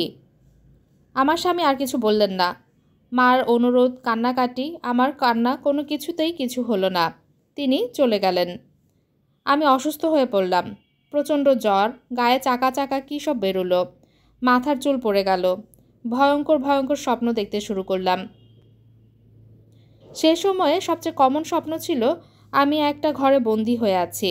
ঘরে কোনো আসবাবপত্র নেই, সাদা দেয়াল। হঠাৎ সেই সাদা দেয়াল ফুঁড়ে কালো একটা লম্বা হাত বের হয়ে এলো। হাত না, যেন একটা সাপ। সাপের মাথা যেখানে থাকে সেখানে মাথার বদলে মানুষের আঙ্গুলের মতো আঙ্গুল। হাতটা আমাকে পেঁচিয়ে ধরল। ঠান্ডা কুৎসিত তার স্পর্শ। ঘুম ভেঙে যায়। দেখি সারা শরীর ঘামে চটচট করছে। বাকি রাতটা জেগে থাকার চেষ্টা করি। আবার একসময় তন্দ্রার মতো আসে। সেই একই স্বপ্ন দেখি, চিৎকার করে জেগে উঠি। বাচ্চার 9 মাসের সময় ডাক্তার খুবই চিন্তিত হয়ে পড়লেন। ডাক্তার বললেন, বাচ্চার সাইজ অত্যন্ত ছোট, মুভমেন্ট কম, আপনি হাসপাতালে ভর্তি হয়ে যান। আমার মনে হচ্ছে বাচ্চাটা অক্সিজেন পাচ্ছে না। হাসপাতালে ভর্তি হলাম। দুর্বল, অপুষ্ট একটি শিশুর জন্ম দিলাম। নিজেও খুব অসুস্থ হয়ে পড়লাম। বাচ্চাটাকে রাখা হলো ইনকিউবেটরে। অসুস্থ অবস্থায় একদিন দেখি দরজার কাছে আমার স্বামী দাঁড়িয়ে, ক্রুদ্ধ দৃষ্টিতে তাকিয়ে আছে আমার দিকে। আমি বললাম, ভেতরে এসো। সে হিসহিস করে বলল, বিষের পুঁটলিটা কই? এখনও বেঁচে আছে? তার তো মরে যাওয়া উচিত ছিল। আমি দরগায় মানত করেছি, এমন দরগা যেখানে মানত মিস হয় না। আমি আঁতকে উঠলাম। সে ঘরে ঢুকলো না। খানিকক্ষণ দরজার বাইরে দাঁড়িয়ে থেকে চলে গেল। আমি মাকে বললাম, আমি কিছুতেই হাসপাতালে থাকবো না, কিছুতেই না। হাসপাতালে থাকলেই সে কোনো না কোনোভাবে বাচ্চার ক্ষতি করার চেষ্টা করবে। মা বললেন, তোর এই অবস্থায় হাসপাতাল ছাড়া ঠিক হবে না। বাচ্চা খানিকটা সামলে নিয়েছে, কিন্তু তোর অবস্থা খুব খারাপ। বাড়িতে গেলে তুই মরে যাবি। মরে গেলেও আমি বাড়িতেই যাব, এখানে থাকবো না। ডাক্তার তোকে ছাড়বে না। ডাক্তারকে তুমি ডেকে আনো মা, আমি তার পা জড়িয়ে ধরব। ডাক্তার আমাকে ছাড়লেন। বাচ্চা নিয়ে আমি বাসায় চলে এলাম। দারোয়ানকে বলে দিলাম, দিন রাত যেন গেট বন্ধ থাকে, কাউকে যেন ঢুকতে দেওয়া না হয়, কাউকেই না। আমার শরীর খুবই খারাপ হলো। এক রাতের কথা, ঘুমোচ্ছি। মা ঘরে ঢুকে বললেন, বাচ্চাটা কেমন জানি করছে। আমার বুক ধড়াস করে উঠল। আমি ক্ষীণস্বরে বললাম, কেমন জন্য করছে মানে কি মা? মনে হচ্ছে শ্বাসকষ্ট হচ্ছে। তুমি বসে আছো কেন? তাকে হাসপাতালে নিয়ে যাও। অ্যাম্বুলেন্স খবর দিয়েছি। অ্যাম্বুলেন্স আসতে দেরি করবে, তুমি বেবি ট্যাক্সি করে যাও। এমন সময় বাচ্চা দুর্বল গলায় কেঁদে উঠল। মা ছুটে পাশের ঘরে গেলেন। পরক্ষণেই মা ফিরে এলেন। তার মুখ সাদা, হাত পা কাঁপছে। আমি চিৎকার করে জ্ঞান হারালাম। জ্ঞান ফিরল 4 দিন পর হাসপাতালে। আমি বললাম, আমার বাচ্চা, আমার বাচ্চা। মা পাথরের মতো মুখ করে রইলেন। আমি আবার জ্ঞান হারালাম। আমার বাচ্চার কবর হলো আমাদের বাড়ির পেছনে, আম গাছের নিচে। ছোট্ট একটা কবর ছাড়া বাড়িতে কোনো রকম পরিবর্তন হলো না। সব কিছু চলতে লাগলো আগের মতো। আমার স্বামী ফিরে এলেন। আমার মাথায় হাত রেখে বললেন, আই এম সরি। সময়ের সঙ্গে সঙ্গে তুমি শোক কাটিয়ে উঠবে। আমি তোমাকে সাহায্য করলাম। আমি প্রাণপণ চেষ্টা করলাম শোক কাটিয়ে উঠতে। প্রবল শোক একবার আসে না, দুবার করে আসে, তাই নাকি নিয়ম। অন্যের কথা জানি না, আমার বেলায় নিয়ম বহাল রইল। 4 মাসের মাথায় মা মারা গেলেন। মা শেষের দিকে খুব চুপচাপ হয়ে গিয়েছিলেন। কারো সঙ্গে কথা বলতেন না।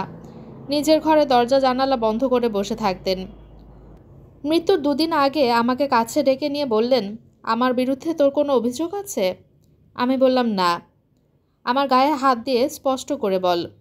আমি মায়ের গায়ে হাত দিয়ে স্পষ্ট করে বললাম, তোমার বিরুদ্ধে আমার কোনো অভিযোগ নেই। সত্যি?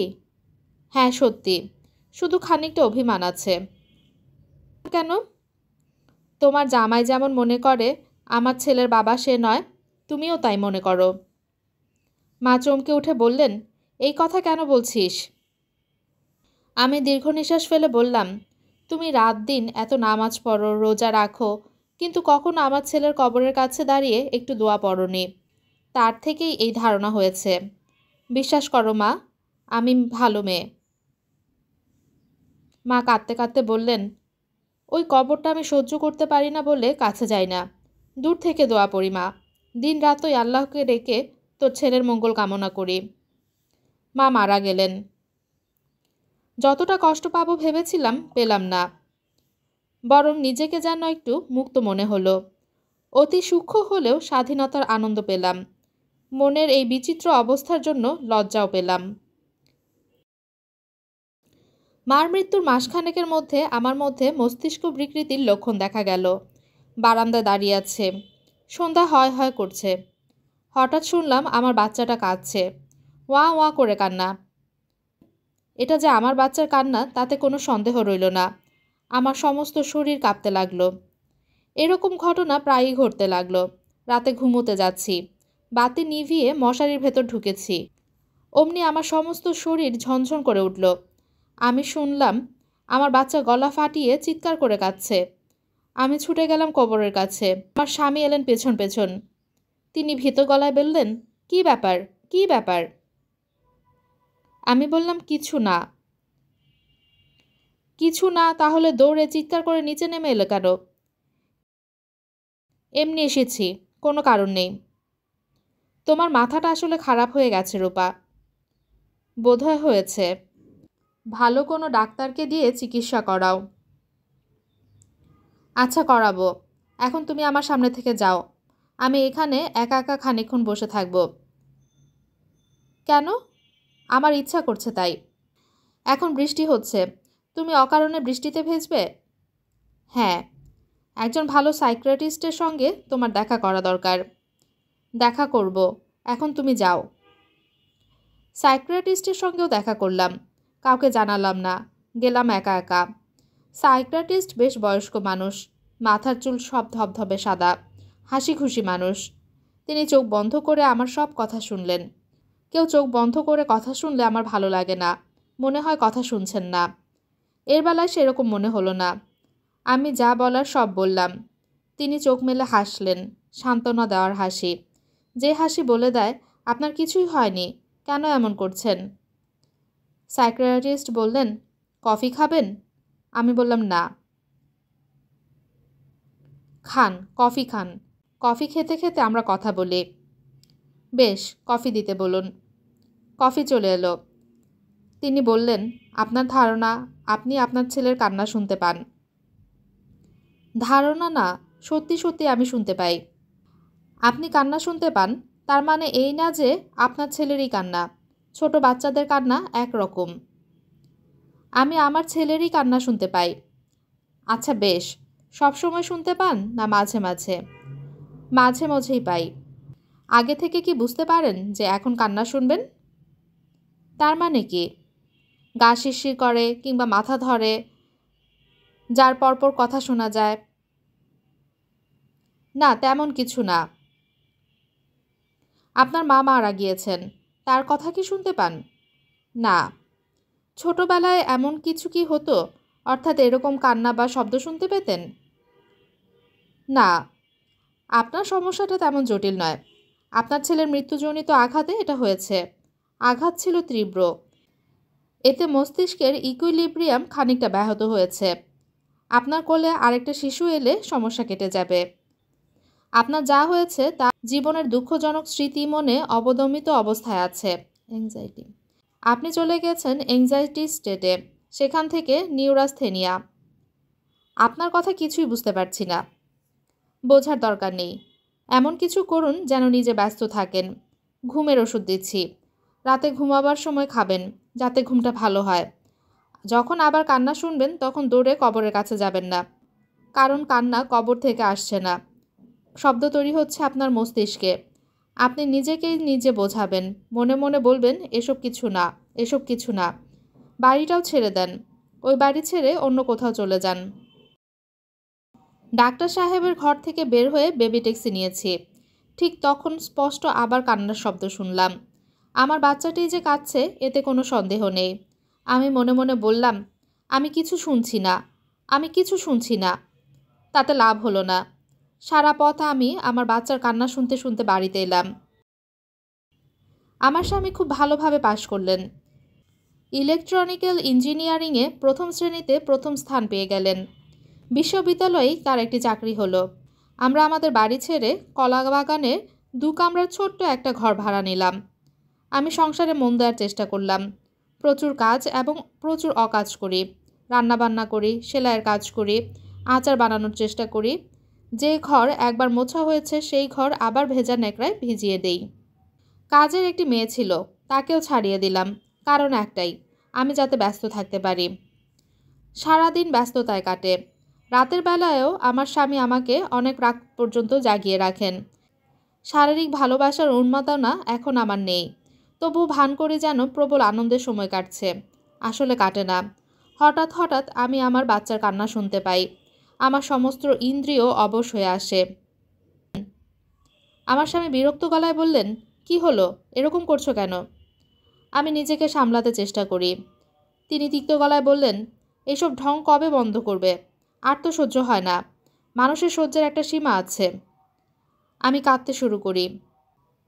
তিনি কুৎসিত গলায় বলেন, বাথরুমে দরজা বন্ধ করে কাঁদো, সামনে না। খবরদার, চোখের সামনে কাঁদবে না।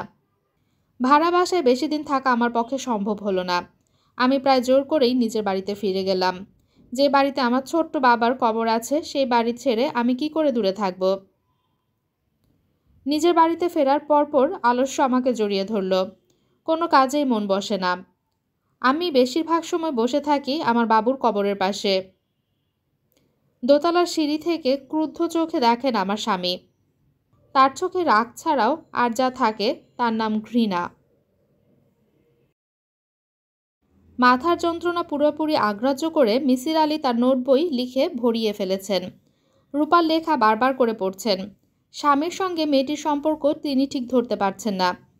মেয়েটির এই ভয়াবহ সমস্যায় স্বামীর অংশ কতটুকু তা বের করা দরকার। পুরা লেখাটা স্বামীর প্রতি ঘৃণা নিয়ে লেখা।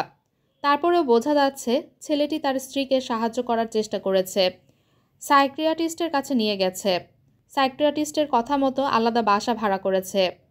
মিসির আলী তার নোট বইতে লিখলেন, আমাকে ধরে নিতে হবে মেয়েটি মানসিক দিক দিয়ে সুস্থ নয়। সে পৃথিবীকে তার অসুস্থ মানসিকতা দিয়ে দেখছে এবং বিচার করছে।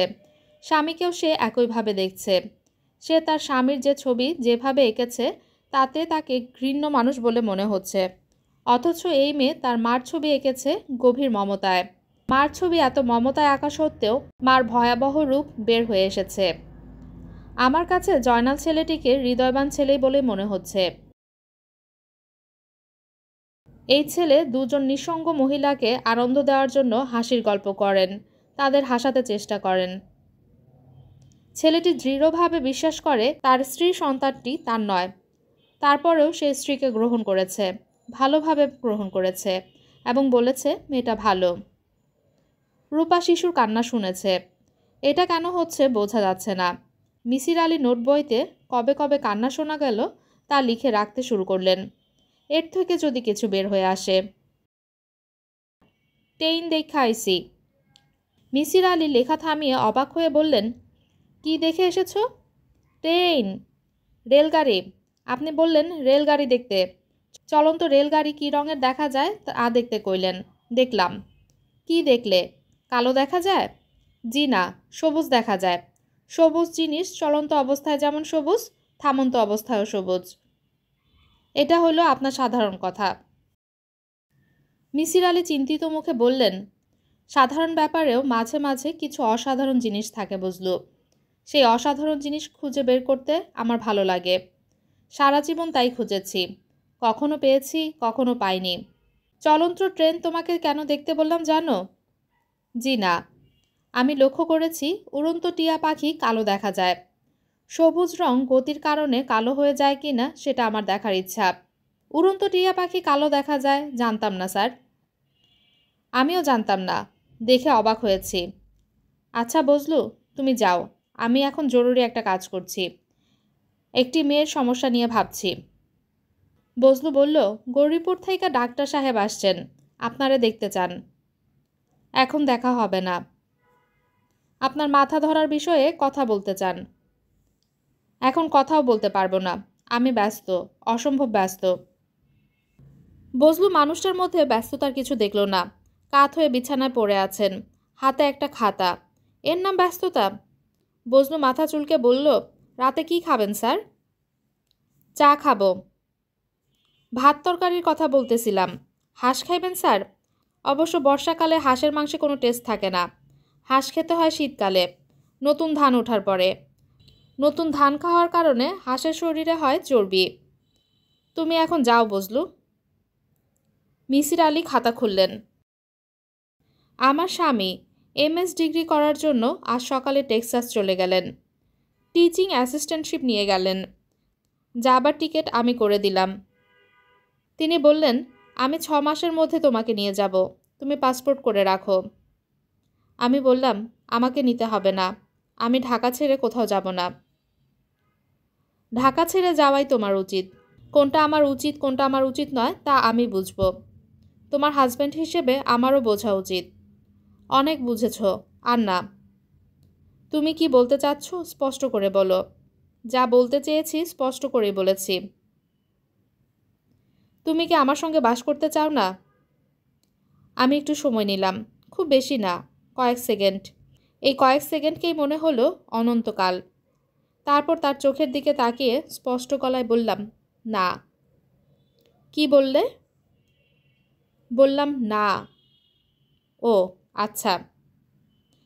আমার স্বামী ভদ্রলোক অনেকক্ষণ তার মুখে বিস্ময়ের ভাব ধরে রাখল। তারপর আবার বলল, ও আচ্ছা। আমি বললাম, আমি যে তোমার সঙ্গে বাস করতে চাচ্ছি না তা কি তুমি বুঝতে পারোনি? না, পারিনি। আমি হাসলাম। তিনি বলল, তোমার টাকাটা আমি পৌঁছেই পাঠিয়ে দেব, দেরি করব না। দেরি করলেও অসুবিধা নেই, না পাঠালেও ক্ষতি নেই। আমার যা আছে তা আমার জন্য যথেষ্ট। তুমি কি আবার বিয়ে করবে? জানি না, করতেও পারি, করার সম্ভাবনাই বেশি। যদি বিয়ে করবে বলে ঠিক করো তাহলে অবশ্যই ভদ্রলোককে আগে ভাগে জানিয়ে দিও যে তোমার মাথা ঠিক নেই, তুমি অসুস্থ একজন মানুষ। আমি জানাবো। উনি চলে যাওয়ার পর পুরোপুরি একা হয়ে গেলাম আমি। নিজেকে ব্যস্ত রাখার অনেক চেষ্টা করলাম। পুরনো বন্ধুদের খুঁজে বের করে আড্ডা দেই। মহিলা সমিতিতে নাটক দেখি, বই পড়ি, রাতে কড়া ঘুমের ওষুধ খেয়ে ঘুমোতে যাই। এক রাতের কথা, 20 মিলিগ্রাম ইউনেকট্রিন খেয়ে ঘুমিয়েছি। ঘুমের মধ্যেই মনে হলো আমার ছেলেটা আমার পাশে শুয়ে আছে, আমি তার গায়ের গন্ধ পাচ্ছি। অদ্ভুত সেই গন্ধ, যা শুধু শিশুদের গায়েই থাকে। এক একজনের গায়ে এক এক রকম গন্ধ, যা শুধু মায়েরাই আলাদা করতে পারেন। আমি ছেলের মাথায় হাত রাখলাম। মাথা ভর্তি চুল, রেশমের মতো নরম কোঁকড়ানো চুল। ঘুম ভেঙে গেল। ধর্মর করে উঠে বসলাম। কোথাও কেউ নেই, থাকার কথাও না। স্বপ্ন তো স্বপ্নই, কিন্তু সেই স্বপ্ন এত স্পষ্ট, সত্যের এত কাছাকাছি। তৃষ্ণা পেয়েছিল। ঠান্ডা পানির জন্য খাবার ঘরে গিয়েছি। ফ্রিজের দরজায় হাত রেখেছি, আর ঠিক তখন শুনলাম আমার ছেলে আমাকে ডাকছে, মা, মা। এতদিন শুধু কান্নার শব্দ শুনেছি, আজ প্রথম তাকে কিছু বলতে শুনলাম। আমার সমস্ত শরীর শক্ত হয়ে গেল। মনে হলো মাথা ঘুরে পড়ে যাব। অনেক কষ্টে নিজেকে সামলে নিয়ে কাঁপা কাঁপা গলায় ডাকলাম, ও খোকা, খোকা, তুই কি আমার কথা শুনতে পাচ্ছিস? কি আশ্চর্য কাণ্ড! আমার ছেলে জবাব দিল, স্পষ্ট বলল, হুম। তুই কোথায় খোকা? হুম, তুই কোথায়? আরেকবার আমাকে ডাকতো। আর মাত্র একটি বার। আমার ছেলে আমাকে ডাকলো, মা, মা। আমি সহ্য করতে পারলাম না, অচেতন হয়ে পড়ে গেলাম। আমি জানি এর সবটাই মায়া, এক ধরনের বিভ্রম। আমার মাথা এলোমেলো হয়ে আছে। দুঃখ, কষ্টে, যন্ত্রণায় আমার মাথা খারাপ হয়ে যাচ্ছে। কিছুদিনের মধ্যে আমাকে পাগলাগারদে ঢুকিয়ে দিবে। একটা নির্জন ঘরে আটকে থাকবো। নিজের মনে হাসবো, কাঁদবো। গায়ের কাপড়ের কোনো ঠিক থাকবে না।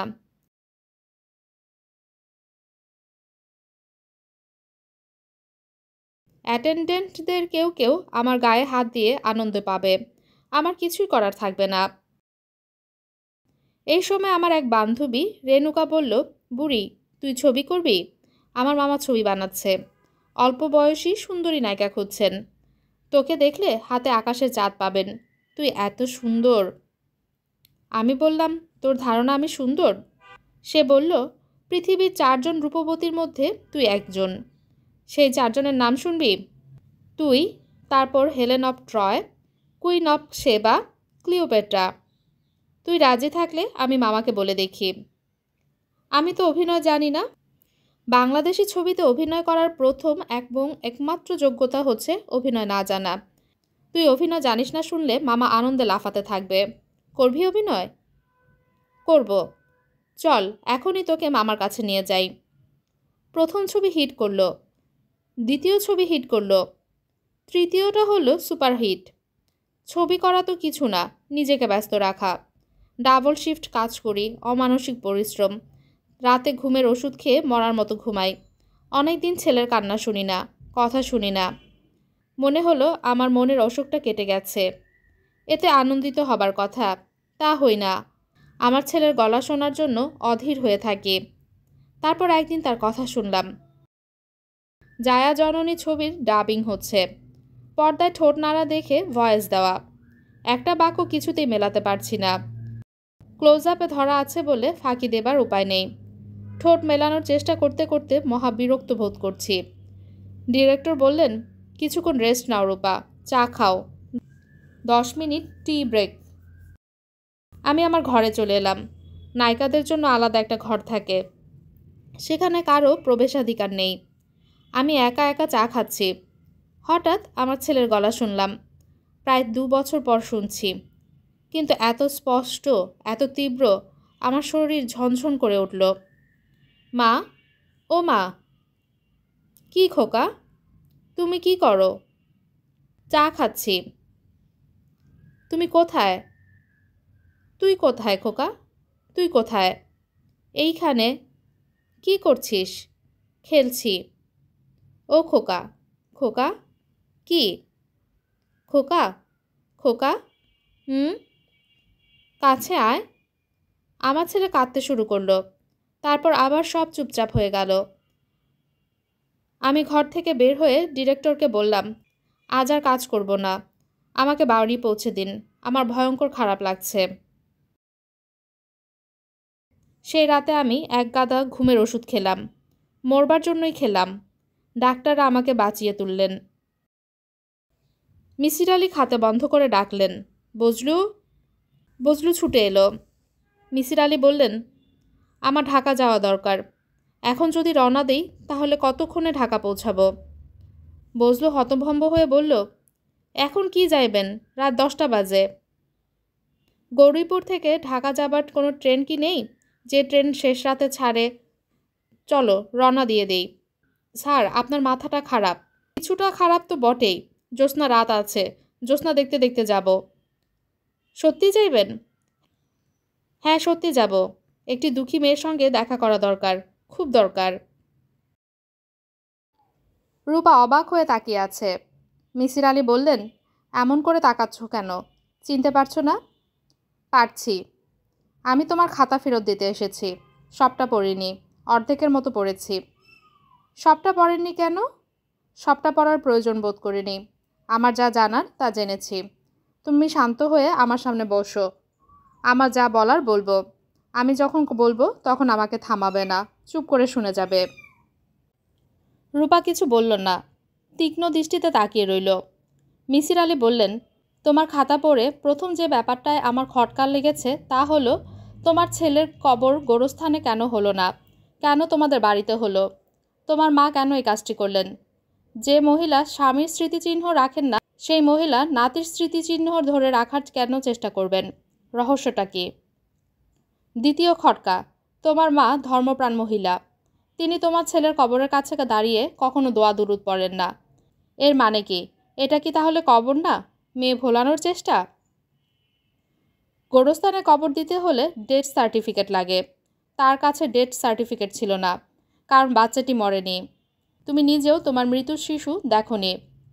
ব্যাপারটা কি এরকম হতে পারে না যে তোমার মা দেখলেন তোমাদের বিয়ে টিকিয়ে রাখতে হলে বাচ্চাটিকে মৃত ঘোষণা করাই সবচেয়ে ভালো বুদ্ধি। বাচ্চাটিকে দূরে সরিয়ে দিতে তার খারাপ লাগলো না, কারণ তিনিও খুব সম্ভব তোমার স্বামীর মতোই বিশ্বাস করেছেন এ শিশুর বাবা তোমার স্বামী নন। তোমার মা মানসিকভাবে অসুস্থ একজন মহিলা, তার পক্ষে এরকম মনে করাই স্বাভাবিক। এখন আসছি তুমি যে শিশুর কথা শুনতে পাচ্ছ সে ব্যাপারটিতে। শিশুর সঙ্গে মায়ের টেলিপ্যাথিক যোগাযোগ মোটামুটিভাবে স্বীকৃত। তুমি তারিখ দিয়ে দিয়ে সব লিখেছ বলে আমার খুব সুবিধা হয়েছে। আমি লক্ষ্য করলাম শুরুতে তুমি শুধু কান্না শুনতে। প্রথম যখন মা ডাক শুনলে হিসেব করে দেখলাম শিশুটির তখন 1 বছর বয়স। 1 বছর বয়সী শিশুরা মা ডাকতে শেখে। তোমার লেখা থেকে তারিখ দেখে হিসাব করে বের করলাম তোমার ছেলে পুরোপুরি বাক্য যখন বলছে তখন তার বয়স 3 বছর। এই বয়সে বাচ্চারা ছোট ছোট বাক্য তৈরি করে। আশ্চর্যজনক হলেও সত্যি যে তোমার সঙ্গে তোমার ছেলের এক ধরনের যোগাযোগ হয়েছে। পুরো ব্যাপারটা প্যারানর্মাল সাইকোলজির বিষয় এবং রহস্যময় জগতের অসাধারণ একটি উদাহরণ। আমার ধারণা একটু চেষ্টা করলেই তুমি তোমার ছেলেকে খুঁজে পাবে। এত বড় একটা কাজ তোমার মা একা করতে পারেন না, তাকে কারো না কারো সাহায্য নিতে হয়েছে। তোমাদের বাড়ির দারোয়ান, কাজের মেয়ে এদের কাছ থেকে সাহায্য পেতে পারে। পুলিশকে খবর দিতে পারো। বাংলাদেশের পুলিশের গোয়েন্দা বিভাগ ইচ্ছা করলে অসাধ্য সাধন করতে পারে। তারপরেও যদি কাজ না হয় তুমি তোমার টেলিপ্যাথিক ক্ষমতা ব্যবহার করো। ছেলের কাছ থেকে জেনে নাও সে কোথায় আছে। রূপা এক দৃষ্টিতে তাকিয়ে আছে। মিসির আলি বললেন, কিছু বলবে? রূপা না সূচক মাথা নাড়ল। মিসির আলি বললেন, আজ উঠি। ধাক্কা সামলাতে তোমার সময় লাগবে। সাহস হারিও না, মন শক্ত রাখো। যাই। রূপা কোনো উত্তর দিল না, মূর্তির মতো বসে রইল। 1 মাস পরের কথা। মিসির আলির শরীর খুব খারাপ করেছে। তিনি তার ঘরেই দিনরাত শুয়ে থাকেন। হোটেলের একটি ছেলে তাকে হোটেল থেকে খাবার দিয়ে যায়। বেশিরভাগ দিন সেসব খাবার মুখে দিতে পারেন না। প্রায় সময়ই অসহ্য মাথার যন্ত্রণায় ছটফট করেন। এরকম সময়ে তিনি একটি চিঠি পেলেন। হাতের লেখা দেখেই চিনলেন রূপার চিঠি। রূপা লিখেছে, শ্রদ্ধাস্পদেষু, আমি আমার ছেলেকে খুঁজে পেয়েছি। সে এখন আমার সঙ্গে আছে। আপনার সামনে আসার সাহস আমার নেই। আমি জানি আপনাকে দেখে চিৎকার করে কেঁদে কেটে এক কাণ্ড করব, আপনাকে বিব্রত করব। আমি কোনোদিনই আপনার সামনে যাব না। শুধু একদিন আমার ছেলেকে পাঠাবো। আপনি তার একটি নাম দিয়ে দিবেন এবং তার মাথায় হাত রেখে একটু আদর করবেন। আপনার পূর্ণ স্পর্শে তার জীবন হবে মঙ্গলময়। আমি শুনেছি আপনার শরীর ভালো না, কঠিন অসুখ বাঁধিয়েছেন। আপনি চিন্তা করবেন না। একজন দুঃখী মার হৃদয় আপনি আনন্দে পরিপূর্ণ করেছেন। তার প্রতিদান আল্লাহকে দিতেই হবে। আমি আল্লাহর কাছে আপনার আয়ু কামনা করেছি। তিনি আমার প্রার্থনা শুনেছেন। মাথার তীব্র যন্ত্রণা নিয়েও তিনি হাসলেন। মনে মনে বললেন, বোকা মেয়ে। প্রকৃতি প্রার্থনার বশ নয়। প্রকৃতি প্রার্থনার বশ হলে পৃথিবীর চেহারাই পাল্টে যেত। পৃথিবীর জন্য প্রার্থনা তো কম করা হয়নি। মিসির আলি টিয়া পাখির বিষয়টি নিয়ে ভাবতে বসলেন। উড়ন্ত টিয়া পাখি কালো দেখায় কেন? কিছু একটা নিয়ে ব্যস্ত থাকা, মাথার তীব্র যন্ত্রণা ভুলে থাকার ছেলেমানুষি এক চেষ্টা।